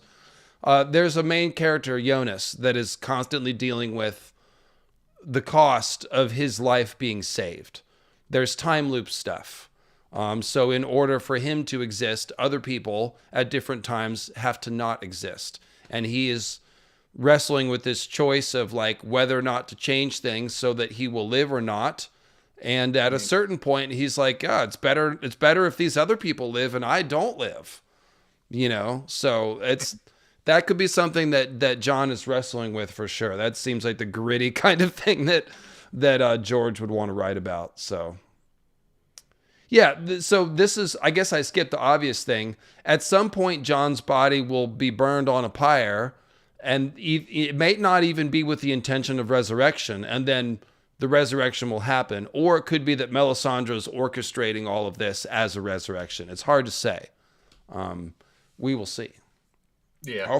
Well, we've talked about Jon being otherized, that he's going to be a Jesus figure to the others until he is wrestled back by Melisandre and Bran, and burning a white Jon is probably going to be one of the mechanisms of kind of forcing the other spirit out of him and bringing him back. I think that's just how it's going to happen, Tim. Yeah, I think the ghost sacrifice and all that won't happen until he's being put back in his body after the others have stolen his body for a time. So it'll be pretty dramatic for the people who haven't watched all these YouTube videos and zeroed in on all these theories. Like if Jon's body gets resurrected as a White Walker-ish thing for a time, like that's going to be pretty freaky. So think that'll be cool. And Elric, remind me, I need to message you on Discord, buddy. I would like to have you on a stream in the next few weeks, and I'd like to. We talked about a few Lore Summit ideas, so I want to pick one of those and do a stream with you, buddy, because it's been a few weeks. So look for a message on Discord, and then Dream Lessons from the Shadow. Tim's favorite topic, the Shadow. If you love the Shadow so much, why don't you marry it? from the King's Moot. I do want to point out, Council of Wolves Valley, the fire purity ritual. Exactly. This is what I'm getting. So Drogo's body, I mean, Drogo's already dead at this point, so it's a funeral pyre. For Jon, Jon is going to be undead, I guess, at this point. He's dead. He's going to be a moment where he's undead, where he's whited, but it's going to be this cleansing fire. Possibly also, if this happens in the haunted forest, probably also will coincide with some burning of weirwoods. This is a House of the Worm parallel, which I did on my channel, where I talked about how House of the Worm was another one of George's inspiration when it came to the weirwoods, and fire as a purity source. The fire cleanses, fire being something to rejuvenate and revitalize the forest is one of the big themes of House of the Worm. So yes, I do believe that part of bringing Jon back to the side of humanity is going to involve some kind of cleansing fire aspect. Yeah, Grove of Nine or Winterfell are my guesses. Either it'll be north of the wall, or he'll lead the others through the wall and he won't be cleansed until Winterfell. I think that could happen too, but I've talked about that in other streams, and I also think that Melisandre is going to do an Obi-Wan Kenobi thing. Check out Melisandre's Secrets. It's a series of videos I did. You want number 5, the last one in that series. I think that what's happening with Mel is that she's transforming into a fire being, a fire, not a white, but more like a fire other, where she's saying that every time she's working with the fire magic, it's searing her and burning her on the inside, and she doesn't need to eat anymore because R'hllor sustains her, and soon she won't need to sleep. That makes it sound like a gradual transformation process, and it makes it sound like she's transforming by using the fire magic. So if she's kind of close to not needing to sleep at all, she's almost completely inhuman. And if she walks into the pyre and performs a great miracle of R'hllor's resurrection, I think this might be the last thing that sends her over. And so she will essentially be a fire other after this. And I don't think she'll have a permanent physical body. She might be like Obi-Wan, where she's like a force ghost. She can appear at times, whisper to people. But I think Mel will be changed after the pyre, and she will be less of a physical body. Maybe we'll get to see what she actually looks like. But yeah, I think it'll be the final transformation in her process. So, with that said, fun stuff to talk about. The dream lessons from the Shadow, Tim. Yeah, both Dany and Jon have women from Ashai. I put "from" in quotations because Mel may not. We know that Ashai seems to be like a city of transplants rather than people actually. Look, man, I lived in San Francisco 20 years. I'm from San Francisco. It's fine. But still, it's guiding them, but also possibly manipulating them. Quaithe is really trying to push Dany in the direction of becoming a dragon. She's fulfilling the role that the show did with Aletta Tyrell when she says, "You're a dragon, be a dragon." Quaithe's doing the same thing especially when Dany sees her out in the Dothraki Sea when her mask is made of starlight. And then Jon too, he has Melisandre guiding him, but also possibly manipulating him. It's said, like, Melisandre comments that Stannis' fires burn low, but that she could create with someone like Jon, specifically, with Jon, she could probably create a very powerful shadow baby. So it makes sense that Jon is someone she also sees as someone that she wants to not just guide, but definitely wants to get under her thumb because of how useful he can be. A ghost force ghost. Yes. So I have said that there is also foreshadowing for Ghost being whited, becoming a fire wolf. A fire whited ghost. Yes, I do think that. And I talked about that also in Melisandre's Secrets. So check that one out. But yeah, I do. I was stuck on that for a long time. Like, no, the wolf spirit's going to go back in Jon's body. It's very sad. But I do think we could see a whited fire wolf. Yeah, I do think so. And then it could be that the Jon ghost spirit is like cohabitating both of them or something. I don't know. I mean, Martin could do some pretty cool stuff there. So Quaithe is sending her dreams to Dany via glass candle. Did you read that one? No, I was still on Melisandre. You were vamping. That's fine. You're good. So Quaithe is sending dreams to Dany via glass candle. I think Bloodraven is in the Azor Ahai dream. the one where Jon's got the sword, because there's that gnarled hand that grabs his shoulder. In Deep Geek, I think, was the first person who said that. And I agree. I think that was Bloodraven's presence in the dream. It seems like he's trying to show him his destiny, but then Jon's emotions are getting out of control, and he's just like descending into like a red fury. And so Bloodraven's like, okay, that's enough, and he's trying to wake him up. I think that's what's happening there. So they're both getting these dream sendings from these, and Quaithe could be Shiera Seastar, of course, who is Bloodraven's lover. And it's possible that Mel is their daughter. That's an old theory from Radio Westeros, that is actually a family triangle. So there's some connections there. Mel is giving Jon her dream insight. And so, yeah, that's even more sort of Ashai knowledge coming to these people. Quaithe is sending dreams to Dany. Mel is giving Jon the sort of interpretations of her dreams, which are prophetic. Both of these Ashai senseis, Quaithe and Mel, believe their pupils to be Azor Ahai Reborn, or will.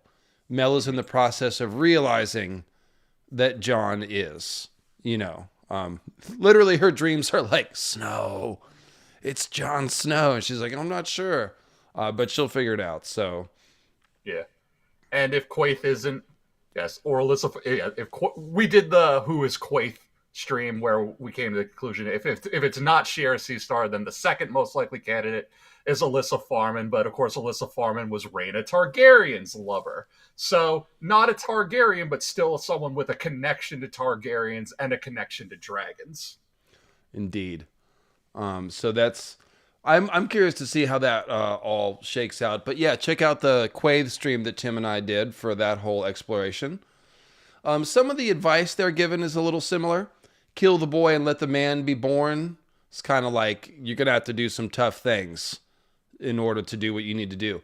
Quaithe says to touch the light, you must pass beneath a shadow. Kind of the same vibe. Like, yeah, you're going to have to do some tough stuff. Pretty dark stuff. Mel speaks to Jon about daggers in the dark, skulls all around, and how his shadow is long and dark. And Dany's got to touch the shadow to reach the light. So they're both got the, like, hey, you got to do some of the shadow stuff, says the people from the shadow. To go forward, you must go back. It's kind of like you don't know where you're going. You need to go back to the beginning. Similar to You Know Nothing, Jon Snow, it occurs to me. And then there's the line Quaithe says, remember who you are, Daenerys. So these are all kind of like, you don't know who you are. You need to go back to square one and figure that out. Right? Yeah. So one of the things I think, and this is me going off on another tangent, but I can't resist. Are you familiar with the film Dogma? No. Okay, well, in Dogma, there is a moment where they talk about the lost years of Jesus. There is, in the Bible, we hop from Jesus being 12 to his ministry at age 30, and there's this lost. It's known as the lost years, the missing 18 years of Jesus's life. And the Metatron talks about having to tell this young boy, not only are you the savior of the world, but you need to die for it, and it's going to be the very people that you're trying to save who kill you. And he cries and he's like, make it all not true. But then there's this missing 18 years, and it seems like one of the things that George is doing here with Dany and Jon, especially with the ages that they're at, because they're 16 at this point in the story. It's like, this is like a story of filling in that gap where you take a messianic figure, but you put them in the age for the years that are not actually documented for the very messianic figure you're basing them off of. And it becomes like one of the big, like, unknown big mysteries is what went on during that missing time span, the years of Jesus's life that are not documented. And it's probably going through these sort of trials and tribulations, coming to terms with what you're destined to do and the beginning steps of how that is going to happen. And we see Jon and Dany are stepping into those shoes and being that kind of figure, because You got to think like, what the hell was going through Jesus's head at 16, at 18, at 21? Like, no, with the knowledge of what's going to happen and how do you proceed onward with that and try and make it all happen. And then here we have, they don't even have the knowledge that they're supposed to be this sort of prince that was promised Azor Ahai figure. They're stuck figuring it all out for themselves. Well said. And you made, yeah, I'll have to check out the movie. It's been recommended here in the chat by a bunch of people. So, yeah, Oh, it is an interesting age because it's that whole time when you're questioning, yeah, just what you're supposed to be doing on the planet. And, people are trying to give you advice on how to live and you're trying to figure it out. So, all the much more complicated if you're a prophesied savior, I guess. So, ice and fire bath. I didn't know what else to call this, but Dany is engulfed in fire when she hatches the dragons, and Jon's body is going to be frozen in death and put in the ice cells and maybe even ice whited. And Bran's coma dream sort of alludes to this. He saw the wall shining like blue crystal, and his bastard brother Jon sleeping alone in a cold bed, his skin growing pale and hard as the memory of all warmth fled from him. So they are embracing ice and fire. George talks about fire is Dany and the dragons, and ice is everything going on north of the wall, all of which revolves around Jon. So you kind of see them doing this. So even though Jon is like part Targaryen and this and that, like he represents ice. That's all his symbolism is that. All his fire symbolism is like frozen and hidden under the ice and stuff like that. So just a cool plain old ice and fire parallel there. And of course, Dany also dreams of being engulfed in fire by the dragon and all that kind of thing.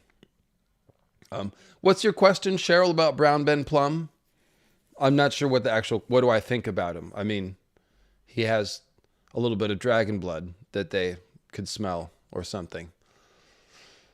No, he's not he's not going to be one of the three heads of the dragon. It's going to be Euron, definitely. It'll be the third head. Both Tim and I feel very strongly about that.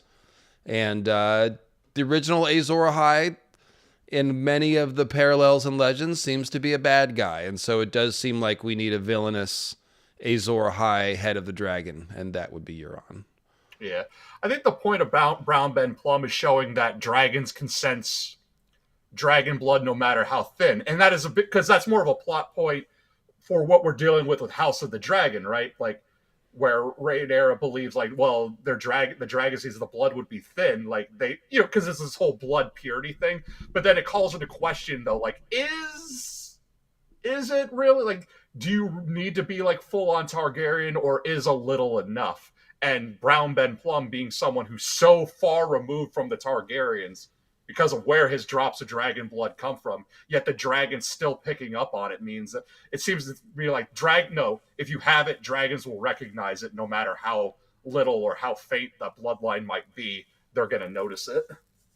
Yeah, and the whole thing with Euron is like, oh, he doesn't have the blood of the dragon, but he's got all the symbolism of Azor Ahai. How's he going to ride a dragon? Oh, he has a Valyrian dragon binder horn. Okay, so we can see how this is shaping up.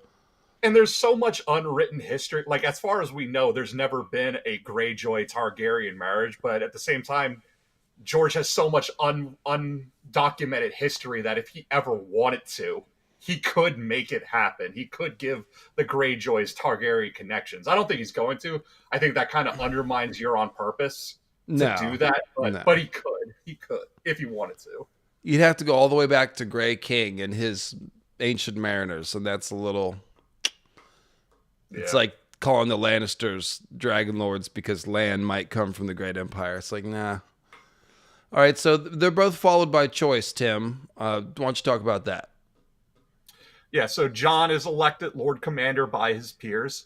Again, like, because the Lord Commander is not an inherited position, though some have tried to make it so. Unsullied and free men choose to follow Dany. Because, Dany did give them... She bought the Unsullied, but then immediately grants them their freedom, and then she leaves it to them. Like, okay, you're free now. Now it's up to you whether or not you want to follow me or go your own way. Most obviously do choose to go with her, but it's still like the key distinction was it was the choice that they were given. They weren't following her just because they were purchased. Raven may have influenced the vote for Jon and a dragon may have influenced the vote for Dany. I was just Yeah, being cheeky there. watching the slave master get roasted. That's probably another thing that's going to make the Unsullied be like, yeah, I don't know about going my own way. I think I'm going to follow the lady who just burned Follow the the guy lady with the dragon, yeah. Follow the lady who burned the guy who's been whipping my ass for years. That seems like the better idea. That's it. Yeah, I just thought, I don't know if that's really a real parallel, but it's just kind of funny, you know. Elected by choice, although the animals did tip the vote a little bit. And just going back to the dragon horn, which clearly is fun to talk about. Yeah, of course there's a chance it might not work, or we don't know how it's going to work. I think that's more the question. It's like, well, how does it bind dragons and under what circumstance? Obviously, every time you blow it, it doesn't make a dragon appear. So if you just blow it next to the dragon, then what happens? Does it just come and sit in front of you and put its head down for pets? Or, I mean, Valyrian magic works through blood and fire. So it seems like maybe there's going to be some blood and fire involved. What I think is that the dragon horns are used to create a familial dragon bond. That's what I think. So the reason why the Targaryens are bonded to their dragons, like their line of dragons, there was an original ceremony sacrificing a Valyrian ancestor. That the dragon horn is the thing that creates the bond. So what I think Euron is doing is he is tricking Victarion into using the horn. Victarion's spirit is going to get stuffed into Viserion, and then Euron will be able to bond with the dragon because it has his bloodline in the dragon, and the horn is going to facilitate that. That is my theory. What do you think about that, Tim? I never actually thought of that. Ah, there you go. That's one I'm gonna have to marinate on. I've actually meant to not say that. I was sitting on that for the video, so enjoy a sneak peek. But yeah, it's one of my ideas. Now that I think about it, yeah, I was saving that one. I don't think I have mentioned that, but that is. Well, I was gonna say, like, maybe I'll wait for the video and for you to add more layers onto it. Paint me a broader picture. Yeah, well, you know, all Euron's gifts are poisoned. And he's given Victarion the horn, like, no, go to it. Go claim the dragon. Go toot it. You know, go do the thing. And it's clearly calling to him. So, yeah, I think at some point he's going to blow it around the dragon and think that he can be the master of the dragon instead of Euron. And he's going to end up inside the dragon. And no, I think it will be Viserion because Viserion has the ice dragon symbolism.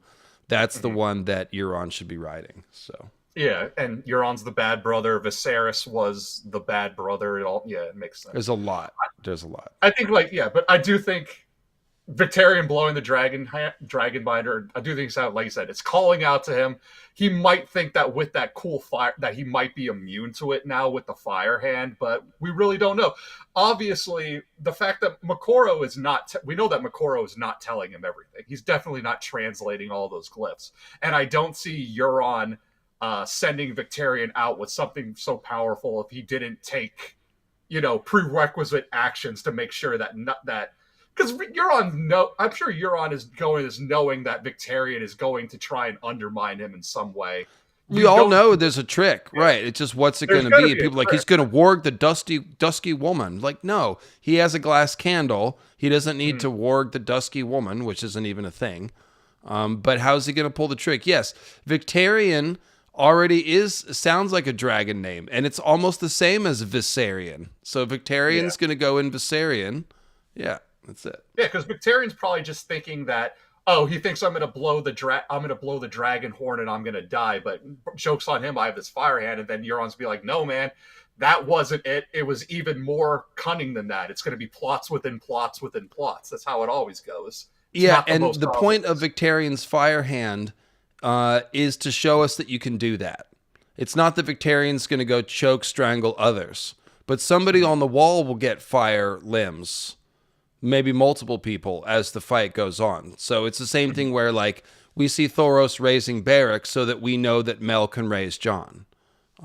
I think so. The wall and the pyramid are very interesting parallel locations. They have extreme sky-ground separation, and so that George uses them to show the transit between the heavens and the earth and all kinds of stuff like that. So Dany, for example, she's on top of the pyramid, and she's like, is this what a god feels like? And she's communicating with Quaithe up there. She's bathing in the pool. Viserion is making an Ouroboros around the tree and knocking fruit off of it. There's lots of symbolism happening about the heavens. Knocking fruit out of the tree is like knocking planets and stars out of the celestial canopy. Okay. So then she goes down to the bottom of the pyramid, down deep underneath. And what do we have? We've got hellish, infernal, dark, chamber where the dragons are. I don't know what to call it, but it's some sort of pit where it's reeks of brimstone. That's where Quentyn dies. So you see it's like hell and heaven right there. Okay. So then you go to the wall and it's the same thing. Jon goes, sometimes he's on top of the wall, hundreds of feet in the air, which is where he does his Lightbringer dream and where he thinks the wall is mine. I'm to command it, and this and that. Then he goes and he looks off into the haunted forest and thinks deep thoughts and stuff. Then he goes all the way down, and what do we have? A black castle where he keeps his animal chained up in the forge. So just as Dany's dragons are in this hot hell pit, Ghost is in the forge, but it's the cold forge because it's cold. So it's like it's a cold fire symbol. And then even under Castle Black, there are the Wormways, which are the dark caverns. They're called the Wormways, so they have a dragon association, just like Dany's dragons are down in the pit. And then both of these are the places where they get under siege. We talked about the siege. Jon's sieged at Castle Black in the Wall. Dany's sieged at the pyramid. So they're very cool parallel locations. Yeah. And I feel like the whole heaven and hell aspect, and with the burning hell versus the frozen hell, there definitely seems to be I can see some Dante's Inferno workings in here. Dante is traveling through the abyss with Virgil, and then Thank you. when you reach the deepest lair of hell where Satan is, it's actually a frozen lair. So it makes sense that we have the contrasting fiery pits versus the frozen pits. Yeah, the chat loves the horn stuff. Euron Greyjoy has already sacrificed a few of his brothers, so what's one more? You know what I mean? Exactly. Definitely his MO. So, the wall and the pyramid. Chaining the beast. I talked about this in the Maester Aemon video. What did you think of all that analysis? Yeah, Jon chains up Ghost to avoid Baroque's board. Dany chains up the dragons. Yeah, both having to put the sigils of their family at rest, and yet at the same time, when we get to the Winds of Winter, awakening this means no, that's actually the very wrong thing to do. You should be embracing these things. That's why Melisandre tells Jon, you should actually be keeping Ghost close to you. You shouldn't be chaining him up. And again, Quaithe trying to push Dany in the direction of embrace your Targaryen nature, be more of a dragon. Exactly. It's so similar. So similar, the advice from the Shadow. Embrace your magic power. Use it. We're going to need it. And so Quentyn looses Dany's chained dragons. Mm-hmm. And so me and Tim were wondering, is somebody going to loose Ghost? And we went and checked right before Jon went to the Shield Hall and did his whole thing. He locked up Ghost in his room in the Cold Forge. He didn't chain him, but he's in the room. He closed the door. He was coming out and he's like, no, Ghost. Then he shut the door. So there's a little line about that. So as Jon is bleeding out in the snow and there's God knows what kind of chaos breaking out, Woon is still slamming Sir Patrick, whatever's left of the Sir Patrick of King's Mountain, up against the wall these past 13 years. Bam, bam, bam. It's pretty ragged by now. But there's all kinds of chaos going on. Is somebody going to loose Ghost? And we had a few ideas. It could be someone that parallels Quentyn, which led us to thinking about maybe Shireen or a child character.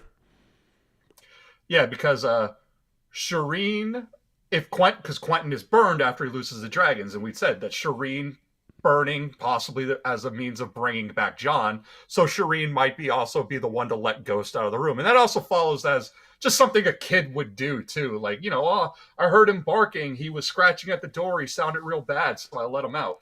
But then we also got a couple of other suspects. We have Val and Melisandre, of course. Then there's Patchface. If Quentyn is a fool for loosing the dragons, having Patchface be the literal fool to let the wolf out, that also so it depends on if Shireen is the sacrifice, will she still play the Quentyn role? If Mel is the one to cause the sacrifice, will she still play the Quentyn role? There's arguments both for and against how. It just depends on how much does George want Ghost coming out to fit the same mold as Hmm. Rhaegal and Viserion being released. So chat's mentioning Satin. Satin is around Jon and Ghost a lot, so he might let Ghost out. I could see that. Mm-hmm. Mel might let Ghost out specifically for purposes of because she understands there's some connection with Jon's death and Ghost. Mm-hmm. Yeah, so it could be any of those people. Yeah. Maynard Plum, if you are near the computer and you can do a poll, we can do a poll for who will let out Ghost. And I think let's do Satin, Shireen, Mel, and I guess Val or Sam. Or Patch. Did you say Patch Oh, Face? Patchface too. Yeah. Okay. So let's Yeah. see here. Oh, yeah, because also Mel's vision of Patchface with the skulls and the bloody lips. If Patchface lets Ghost out and Ghost immediately goes and mauls someone, Yeah. Forget like Val. Let's do Shireen, Patchface, Melisandre, or Satin. That would be cool. Maynard Plum. And I don't know if Maynard Plum's doing, I know he's listening to the stream, but he might be poking about doing chores, doing the little Grateful Dead dance that all the hippies do. He does that by himself sometimes. So he could be, stop dancing, Maynard. Give me a poll if you're listening. Who will let Ghost out? And that was going to be Mel, Shireen, Patchface, or Satin. And we'll see if that gets its way up to the screen there. So let's see here. Sam's not at the wall. David, keep up. Yeah, that's right. Sam's not. He's in freaking Old Town. Jesus Christ. Have I read these books at all? It's been a few years. Okay, so integrating their Shadow Beast. This comes along with it, right? Dany is trying to come to terms with being a Targaryen and her dragon nature with Drogon. And then Jon is going to merge with Ghost. And I'm just sort of repeating the points from the Maester Aemon video. But yeah, they've been afraid of their power. They're going to have to embrace it. They're going to further sort of integrate with their animals. So this is an easy thing to see, but an important plot parallel for both of them. Like, this is a major thing that they both need to overcome. So let's see here. Neither can have kids. Hat tip tech. Jon swore oaths, and he's going to be undead and probably won't be able to procreate. We don't know that that's necessarily the case. Maybe there's a Green Seer resurrection that's better than Barrack's resurrection. But it doesn't seem like he can have kids.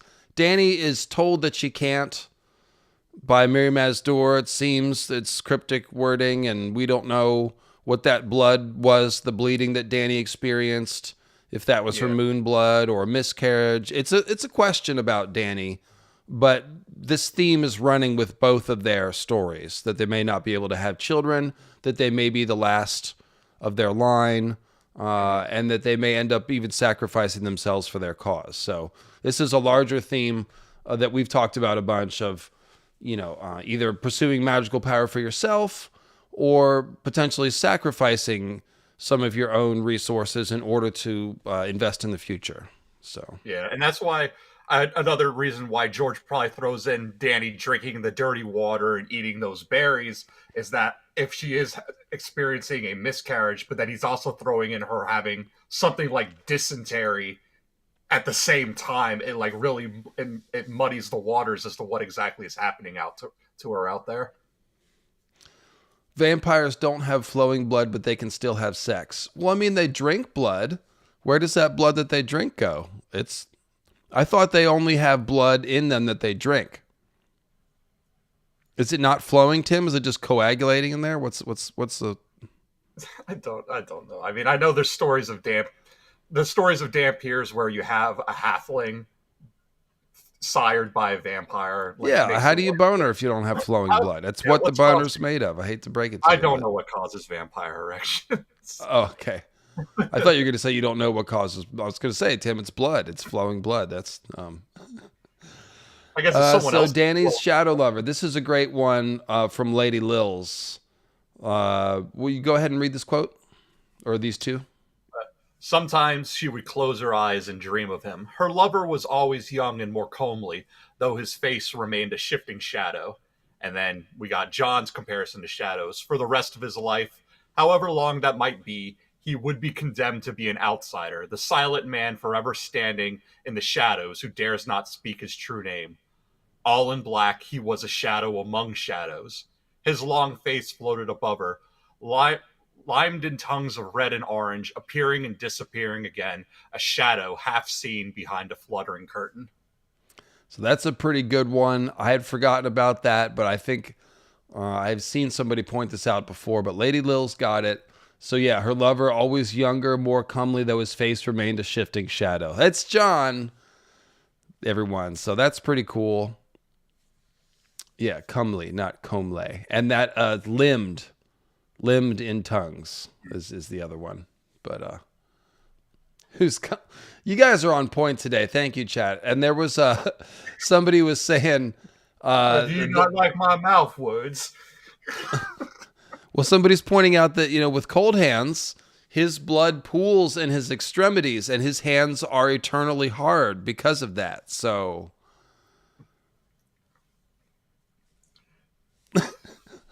there's your answer. We got to move on. The game starts in like 20 minutes. I know. It's pooling in the extremities. That's your phrase of the day. Pooling in the extremities.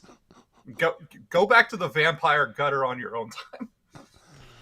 So Dany dreams of Jon, and we are getting near the end here, but let's keep moving. So a blue flower grew from a chink in a wall of ice and filled the air with sweetness. That's obviously a reference to Lyanna's legacy. Jon is Lyanna's legacy, the blue flower growing at the wall. Dany sees that in her House of the Undying Vision. So that's the easy. I mean, this is low-hanging fruit here. But then we've got a Dany's Quaithe dream in her last chapter. So right before she has the dream, where she's spinning amongst the stars, and then after she wakes up from the dream is when she sees the ants in the wall and does that whole role play where she crushes the ants like a big dragon, steps over the wall, follows them to their nest, just as Dany will cross the wall and go to the heart of winter with Jon. So there's a Jon reference right before all this. It says, off in the distance a wolf howled. The sound made her feel sad and lonely, but no less hungry. As the moon rose above the grasslands, Dany slipped at last into a restless sleep. So it's not just the wolf howling, it's that loneliness.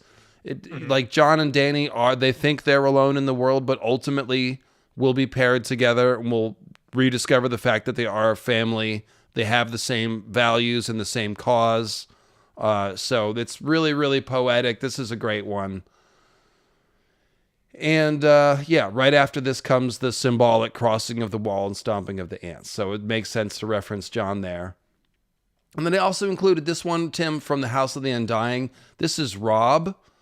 Dany's seeing Robb at the Red Wedding, a dead man with the head of a wolf. He wore an iron crown and blah, blah, blah. But the thing is that all of Robb's stuff foreshadows Jon. Jon is going to be a dead wolf man. Even this, I still count as like an appearance of Jon symbolism in Dany's plot. It's not something Dany's going to think about, but... Yeah, and just in the way that like Grey Wind was locked away at the Red Wedding, the way Ghost is locked it away now, not keeping their wolves close by, the way Mel is warning Jon is like comes back to bite them. I'm not sure if things would have gone differently if Grey Wind had been inside the twins, but would have helped Robb a lot more in that situation. Okay, so following up on our Steven Seagal discussion, Cheryl Baxter wants to know, do I think Drogon is the Stallone who mounts the world?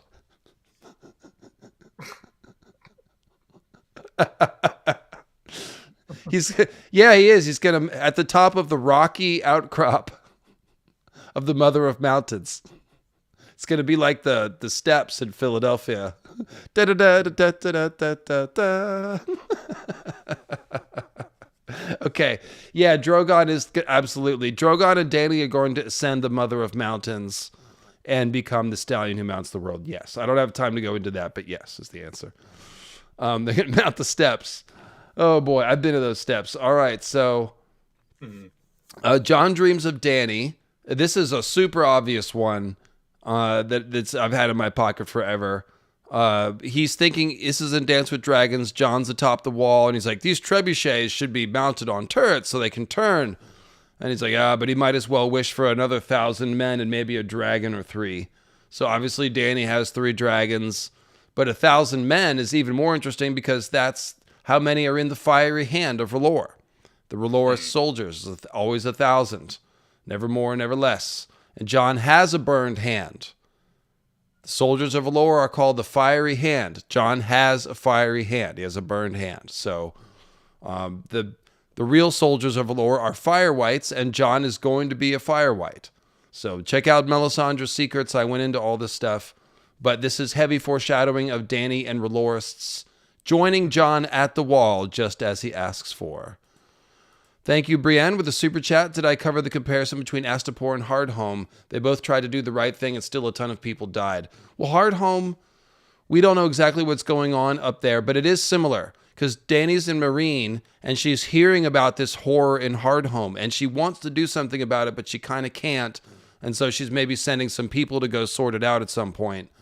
I don't remember if she has or not, but like she's hearing about all this mess that's going on. Jon, same thing. He's hearing about the horror at Hardhome, but he can't go there himself to sort it out because he's got other stuff going on. So it is kind of similar in the function there. What if Jon never finds out who he is, but still does all the saving of the world things? That would be an interesting writing choice. It does seem like he is going to find out, increasingly he's had the Red Sword dream, and Maester Aemon's telling him to read about Colloquial Votar's J Compendium and Azor Ahai, which he did. So I do think that they will eventually find out. But it's like I said, they're already doing it by the time they find out. So it's not like they get the prophecy at the beginning of the story and then have to go about following the prophecy, because that's what he wanted to avoid, I think. I want to address this one. Victarion has a burning hand too, and I think the setup for that is that Jon is going to be the one with his burning hand. Jon is going to be the one who succeeds in what Victarion will try and fail at, and George has done that a number of times. So, like, Waymar Royce is our setup for what the others are looking for. It wasn't Waymar Royce, but it's probably Jon. Varamir Sixskins is like a setup for Bran and how skin changing works. Victarion is probably a setup for Jon, who is actually going to be the one to claim the dragon and in turn also claim Dany, probably Jon. And so we have to have our failure to show our success. Victarion is probably going to be the failure to foreshadow Jon's success. Okay, that makes sense.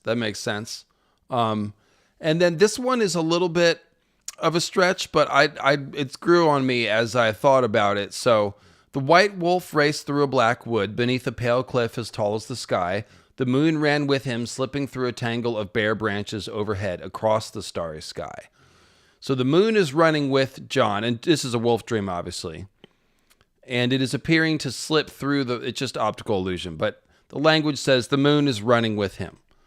Now, Dany obviously is the moon of Drogo's life. The moon is used all over the story, so I wasn't ready to specifically say, oh, well, that's Dany in Jon's story. But then Lady Lils pointed out that the Dothraki believed that the stars were horses made of fire, a great herd that galloped across the sky by night. So the idea of the moon and the stars running through the sky next to Jon is a little more specifically tied to Dany because of those Dothraki beliefs.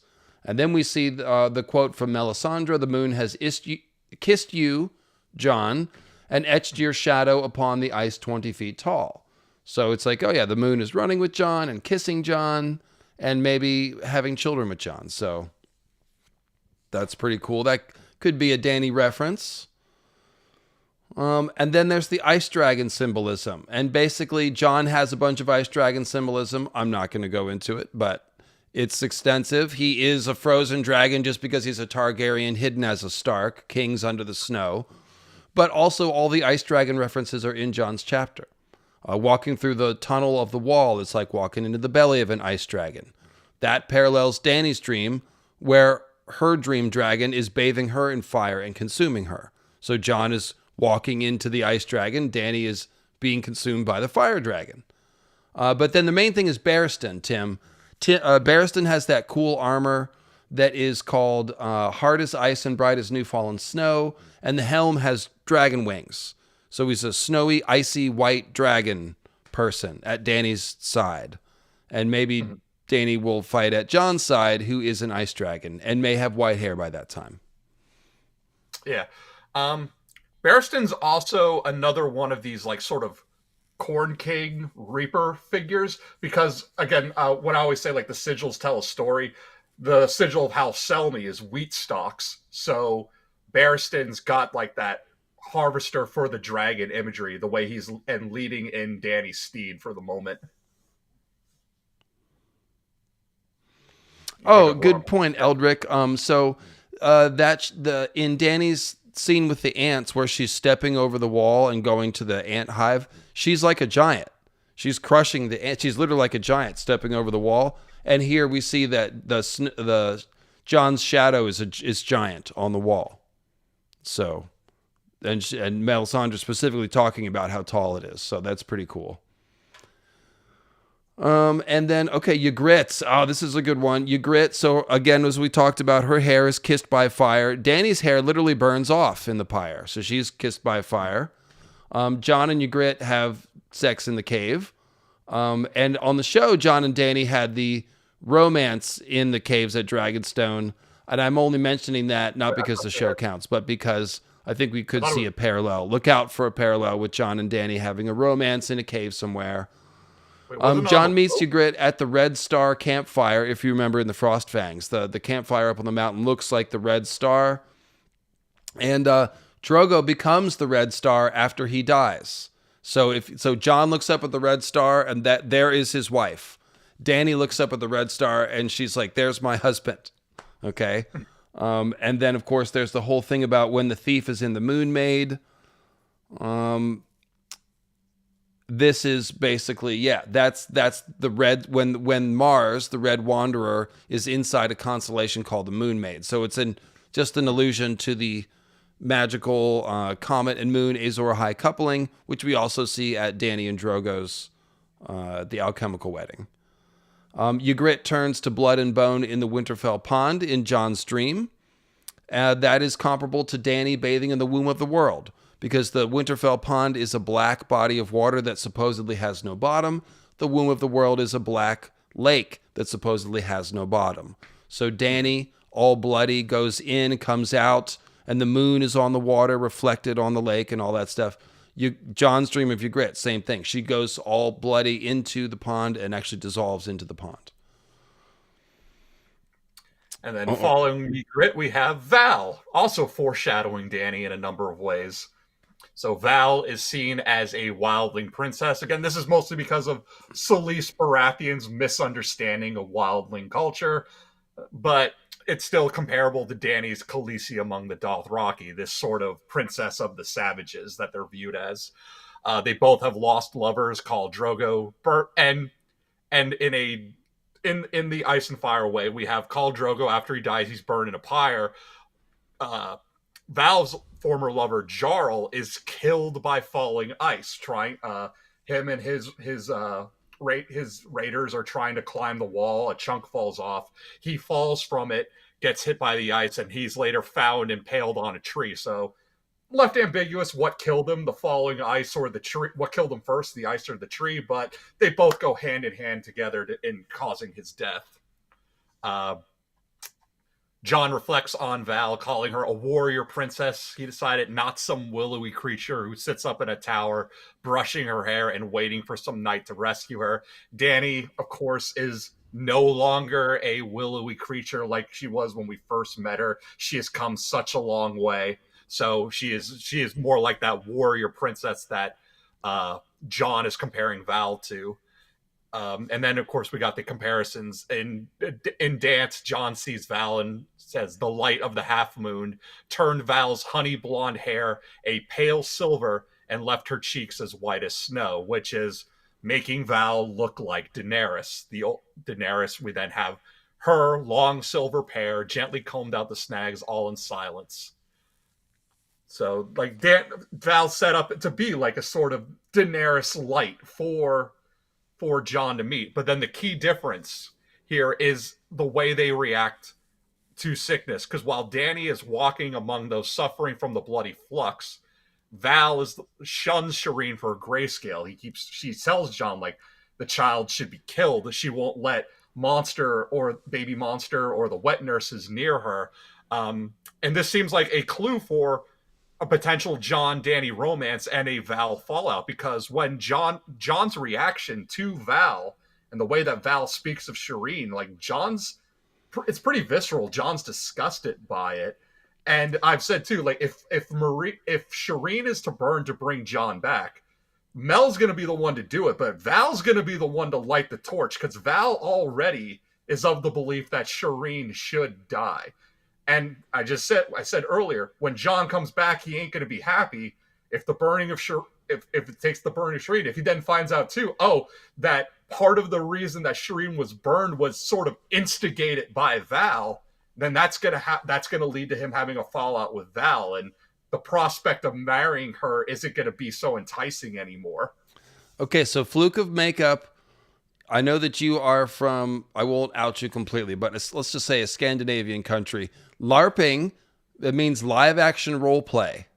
So it's like when people dress up like Lord of the Rings, but go out into the wild and play Lord of the Rings. Like, you remember it's that South Park episode where the older kids are playing Rings and laughing at the younger kids who are playing Harry Potter. That's LARPing. So it can be used to sort of say, to make fun of somebody who's not really doing, like, in America, we have these militia people. They buy tactical military, Tim knows, he's in Pennsylvania. They buy tactical military gear, and they take their guns out on Saturday and they march around somewhere. But like, they're all overweight and they're not really going to use the guns. Hopefully not really. So they're LARPing. Okay. So what was the reference? Who was LARPing in the story? What did they say? One of the characters was. Well, we got the Super Bowl coming. We got to keep moving. But there they go, fluke of makeup. That's what I explained. Is it Tim that's LARPing? Yeah, that's it. I'm LARPing as a football fan by wearing the drinking horns? Yeah, something like that. She just showed up and was wondering. There's football. There's football today. But the reality is I don't care about sports ball. No, yeah, I don't care who wins the game today. So Dario, there's a little bit of Jon foreshadowing in Dario. They're opposite in dress. Dario's all flamboyant colors. Jon's all black. So that part is totally opposite. They're so opposite that it's like an inverted parallel. Dario is the captain of the Storm Crows. Mm-hmm. Jon is the Lord Commander of the Night's Watch Crows. So pretty similar. And the Storm Crows banner has 4 black crows and crossed lightning bolts. What sports ball? Oh God. Okay, I can't remember. A generic term for all sports balls, for all the sports. Dario had plundered himself a whole new wardrobe in Marine. To match it, he had redyed his trident beard and curly hair a deep, rich purple. It made his eyes look almost purple, too, as if he were some lost Valyrian. So Jon is a lost Valyrian who's, again, Lord Commander of the Crows. Dario executed 2 of his fellow Storm Crows. Jon has executed Janos Slynt and may execute more when he comes back. In the show, he hung a bunch of people, so we'll see. Jon and Dario are both taken captive. Jon is taken captive early on in the story, and Dario is currently a captive. We're at the very end now. So they're both named after visionary biblical prophets. Dany is named after Daniel, who's basically, the book of Daniel is the most like the book of Revelation that isn't the book of Revelation. And the book of Revelation is written by John the Baptist. So it's Jon and Dany, Jon and Daniel. Yeah. It's both they wrote the scariest parts of the Bible, I guess we could say. Did. All the apocalyptic stuff are these 2. So read these 2 from Daniel or read the first one from Daniel. The second one is echoed in Revelation, and the Revelation is better. So go ahead and read this first one here. Sure. At that time, Michael, the great prince who protects your people will arise. There will be a time of distress, such as not has happened from the beginning of nations until then. But at that time, your people, everyone whose name is found written in the book, will be delivered. John of Patmos. That's not, what am I saying? John the Baptist. Yeah, I'm sorry.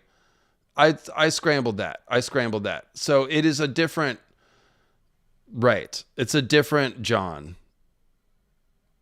Okay. Still John. You're right. It's been a while. Thank you though. I did something. Okay. Something was, a different John that wrote Revelation. Thank you. I'll say Tim's live accuracy improvement. John of Patmos. There you go. What are you talking about? What are you Never happened. Okay, cool. There you go. So, and it's JOHN.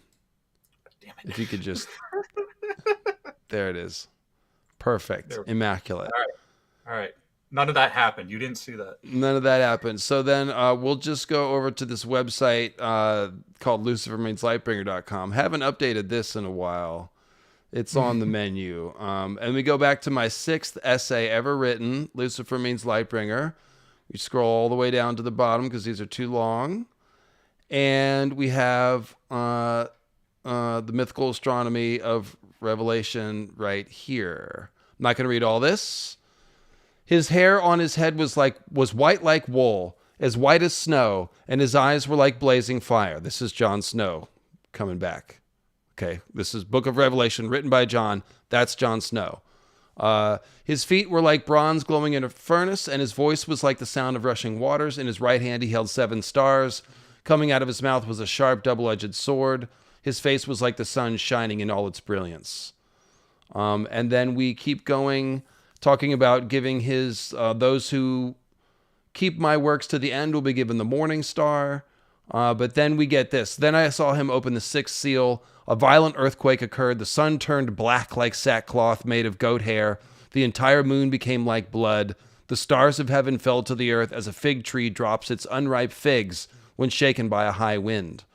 So, there's a long night for you. The blood moon, the sun turned black, and there's even the metaphor of the stars falling to earth like fruit falling off of a tree, which George uses exactly. That's what the blood oranges are in that Doran Martell. They're like the bleeding stars falling down, okay? So, and then there's the last one. The angel took the incense burner, filled it with fire from the altar, hurled it to the earth. There were rumblings of thunder, flashes of lightning, and an earthquake. And the 7 angels who had the 7 trumpets prepared to blow them. The first angel blew his trumpet. Hail and fire mixed with blood were hurled to the earth. So a third of the earth was burned up. A third of the trees were burned up, and all the green grass was burned up. A third of the living creatures in the sea died, and a third of the ships were destroyed. The ships, don't forget the ships. And then we have the great star blazing like a torch fell from heaven. It fell on a third of the rivers and springs of water. The name of the star is Wormwood, and a third of the waters became wormwood, which means poisonous, essentially. So many of the people died from the waters because they had been made bitter. On and on and on. The sun was struck, a third of the moon, a third of the stars. And yeah, so basically there's a reason why Jon and Dany are named Jon and Dany. There's many reasons, but if you look in the biblical books written by Daniel and Jon, we find the prince that was promised, and we find the long night and some sort of fiery sun god thing. So yeah. And it's also a reason, like, all these, a third of this, a third of that's why the dragon must have 3 heads, because Lucifer is the dragon. A third of the angels are cast down with him and fall into the pit. That's why also why Euron is probably the 3rd head of the dragon, because it has to be the evil head, whereas Jon and Dany are the more the good and are good heads, I guess we would say, or at very least are neutral ones. Yeah. And the chat is pointing out, Tim, Ari says, I feel like the prophecy of Dany being infertile had specific apocalyptic language.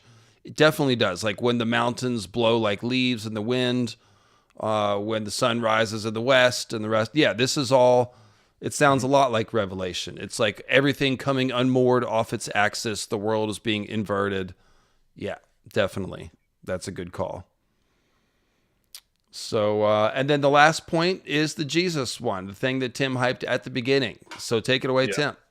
So first hat tip to Lumosaka. They're the ones who pointed out that the Robert King Herod parallel that like really got me going on this. But yeah, both are messianic figures. Both have extensive morning star symbolism. Did you want to adapt? You want to go? Nope, just they have it. It's in the video, so you can watch it. Go ahead. Both are tempted like Jesus, because Jon is offered to be risen by Stannis. If Jon bends the knee, Stannis will declare him Jon Stark, Lord of Winterfell, Lord of the North, titles. And then we talked before, too, Zaro tempts Dany. He offers her the ships to return home, but it is her refusal that then leads to the Bloody Glove declaration of war. Both hidden away as babies to protect them from kings at the time, Herod and Robert. Herod becomes paranoid at the prospect of a king of the Jews, which is why Jesus must be secured away from him. Both are killed in betrayals. Judas, of course, betrays Jesus. Jon is killed by brothers of the Night's Watch who betray him, and then Dany is to suffer 3 betrayals, and we're still trying to pick out which ones are those, and have they all happened yet. Both are associated with hated groups, criminals, prostitutes, bastards, wildlings, tax collectors. You just love having to throw the wildlings in the middle of all of it. But yeah, slaves, Dothraki, savages, plague victims. It's like they're seen with the undesirables, the untouchables, the lepers. Even most of the followers of Valor are slaves too in Volantis that Dany's going to pick up. Yep. Both are persecuted by the government. Pilate orders the execution of Jesus, and Cersei orders an assassination of Jon. It slips under the radar sometimes, but Janos Slynt was supposed to kill Jon at the Wall. Jon got to him first. And of course, Robert has his There are numerous assassination attempts on Dany, but the first one we know of is Robert. Robert putting the hit out on her. Jesus, of course, is resurrected. Jon is waiting on that. Dany is having more of a symbolic resurrection, being reborn as a dragon on the Dothraki Sea. Both Jon and Jesus will have their second coming, but as I noted earlier, the second coming of Jesus is not a happy event. It's a bad time, and so Jesus won't be as nice, and neither will Jon. And then Dany, of course, embracing the dragon within. Not to say that Dany's gonna go all dragon fure like she did on the show, but possibly a dark moment for her coming up in the near future. And then, of course, I put this little section of tinfoil. Let's say we talked about Jon being left in the ice cells. He's going to be there for a period of time, just an arbitrary amount of time. Let's just call it 3 days, in which Mel might then, in preparation to bring Jon back, I think what's going to happen is they're going to return to the ice cells to get Jon's body, prepare it for whatever ritual, and it's going to be gone. It's going to mimic Jesus's body no longer in the cave. But again, I like that. Inverting the happiness of it, Jon's body being gone is going to be a huge situation, because who took it? Well, probably because Jon is now a zombie, more of a Lich King figure to the others, who's now going to have to be wrestled back. So that's my bit of tinfoil for. I love that, and also Tim, in the Barristan chapter that immediately follows Jon's death scene, there's an allusion to Jon's death. He sees the dragon dawn, and it's like a slash across the horizon, like the blood first welling from a fresh wound. And he's like, sometimes the blood comes before the pain. That's exactly what happened with Jon. He was cut. The bleeding came first. He thought it was a small cut, but it was welling beneath his fingers, which means his jugular was nicked. People don't have a lot of nerve endings here, so you wouldn't necessarily feel it. It doesn't take a deep cut. So it was a shallow cut, just like Qhorin Halfhand. It was only half-inch. Remember, the half-inch tip of Jon's sword was bloody. And that was enough to slice Qhorin's neck, and it bled out. So, I lost my train of thought. What was I talking about? Oh, yeah. So there's this allusion to it in Barristan's chapter. And immediately after seeing the dragon dawn, he looks at Quentin, and it was like he was 3 days in dying. So there's your Jesus 3 days reference. Yeah. So I do think there will be a 3-day Jon thing. I love that about the crypt being empty, the ice cell being empty. That's delicious. And then, of course, Dany wins over her followers by performing the miracle of the dragon hatching, just as Jesus obviously performs miracles and amasses followers.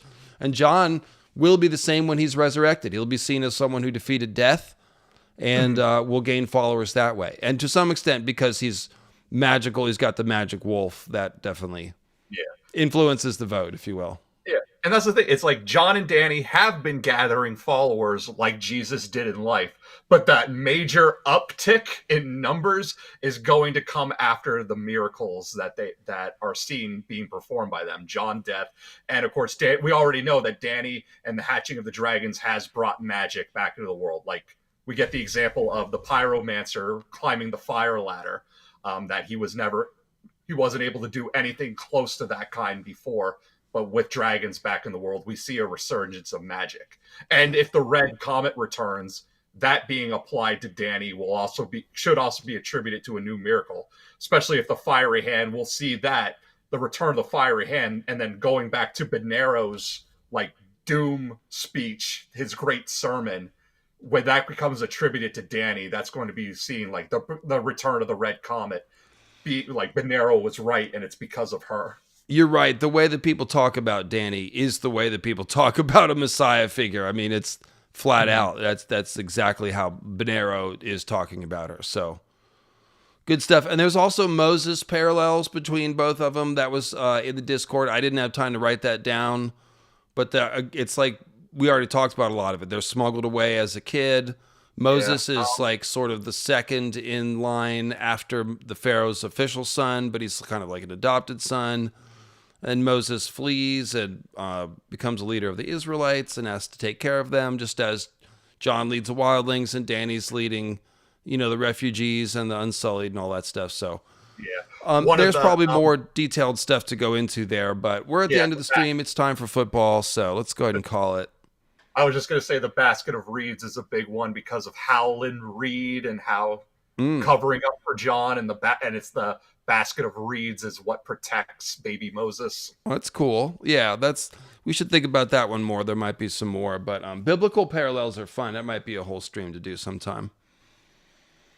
But all right, guys, thank you. This has been a fun one. I think the game's coming on here in a second if it's not on already. So thanks for joining us on the busy Sunday. And I'll be seeing you with a video this week. Look out for it. It's going to be a very condensed version of me and Tim's theory about Rickon leading the Skagosi into to River Run to take down House Frey with the billy goats and all that. I took the gist of the theory and chopped it down into like a 30-minute video so that we'd have this as a produced video. I downloaded a whole bunch of billy goats art and what's the other one? Where the Wild Things Are. Where the Wild Things Are. So now our childhood stuff has got lots of artwork, and I got some new Rickon art. So look out for that like on Wednesday. And I'll see you next Sunday at 1. That's the new time, in case you're just figuring that out. I'm doing it at 1 Pacific now, going forward. And that's it. Have fun. Thanks, Tim. Cheers. Yep.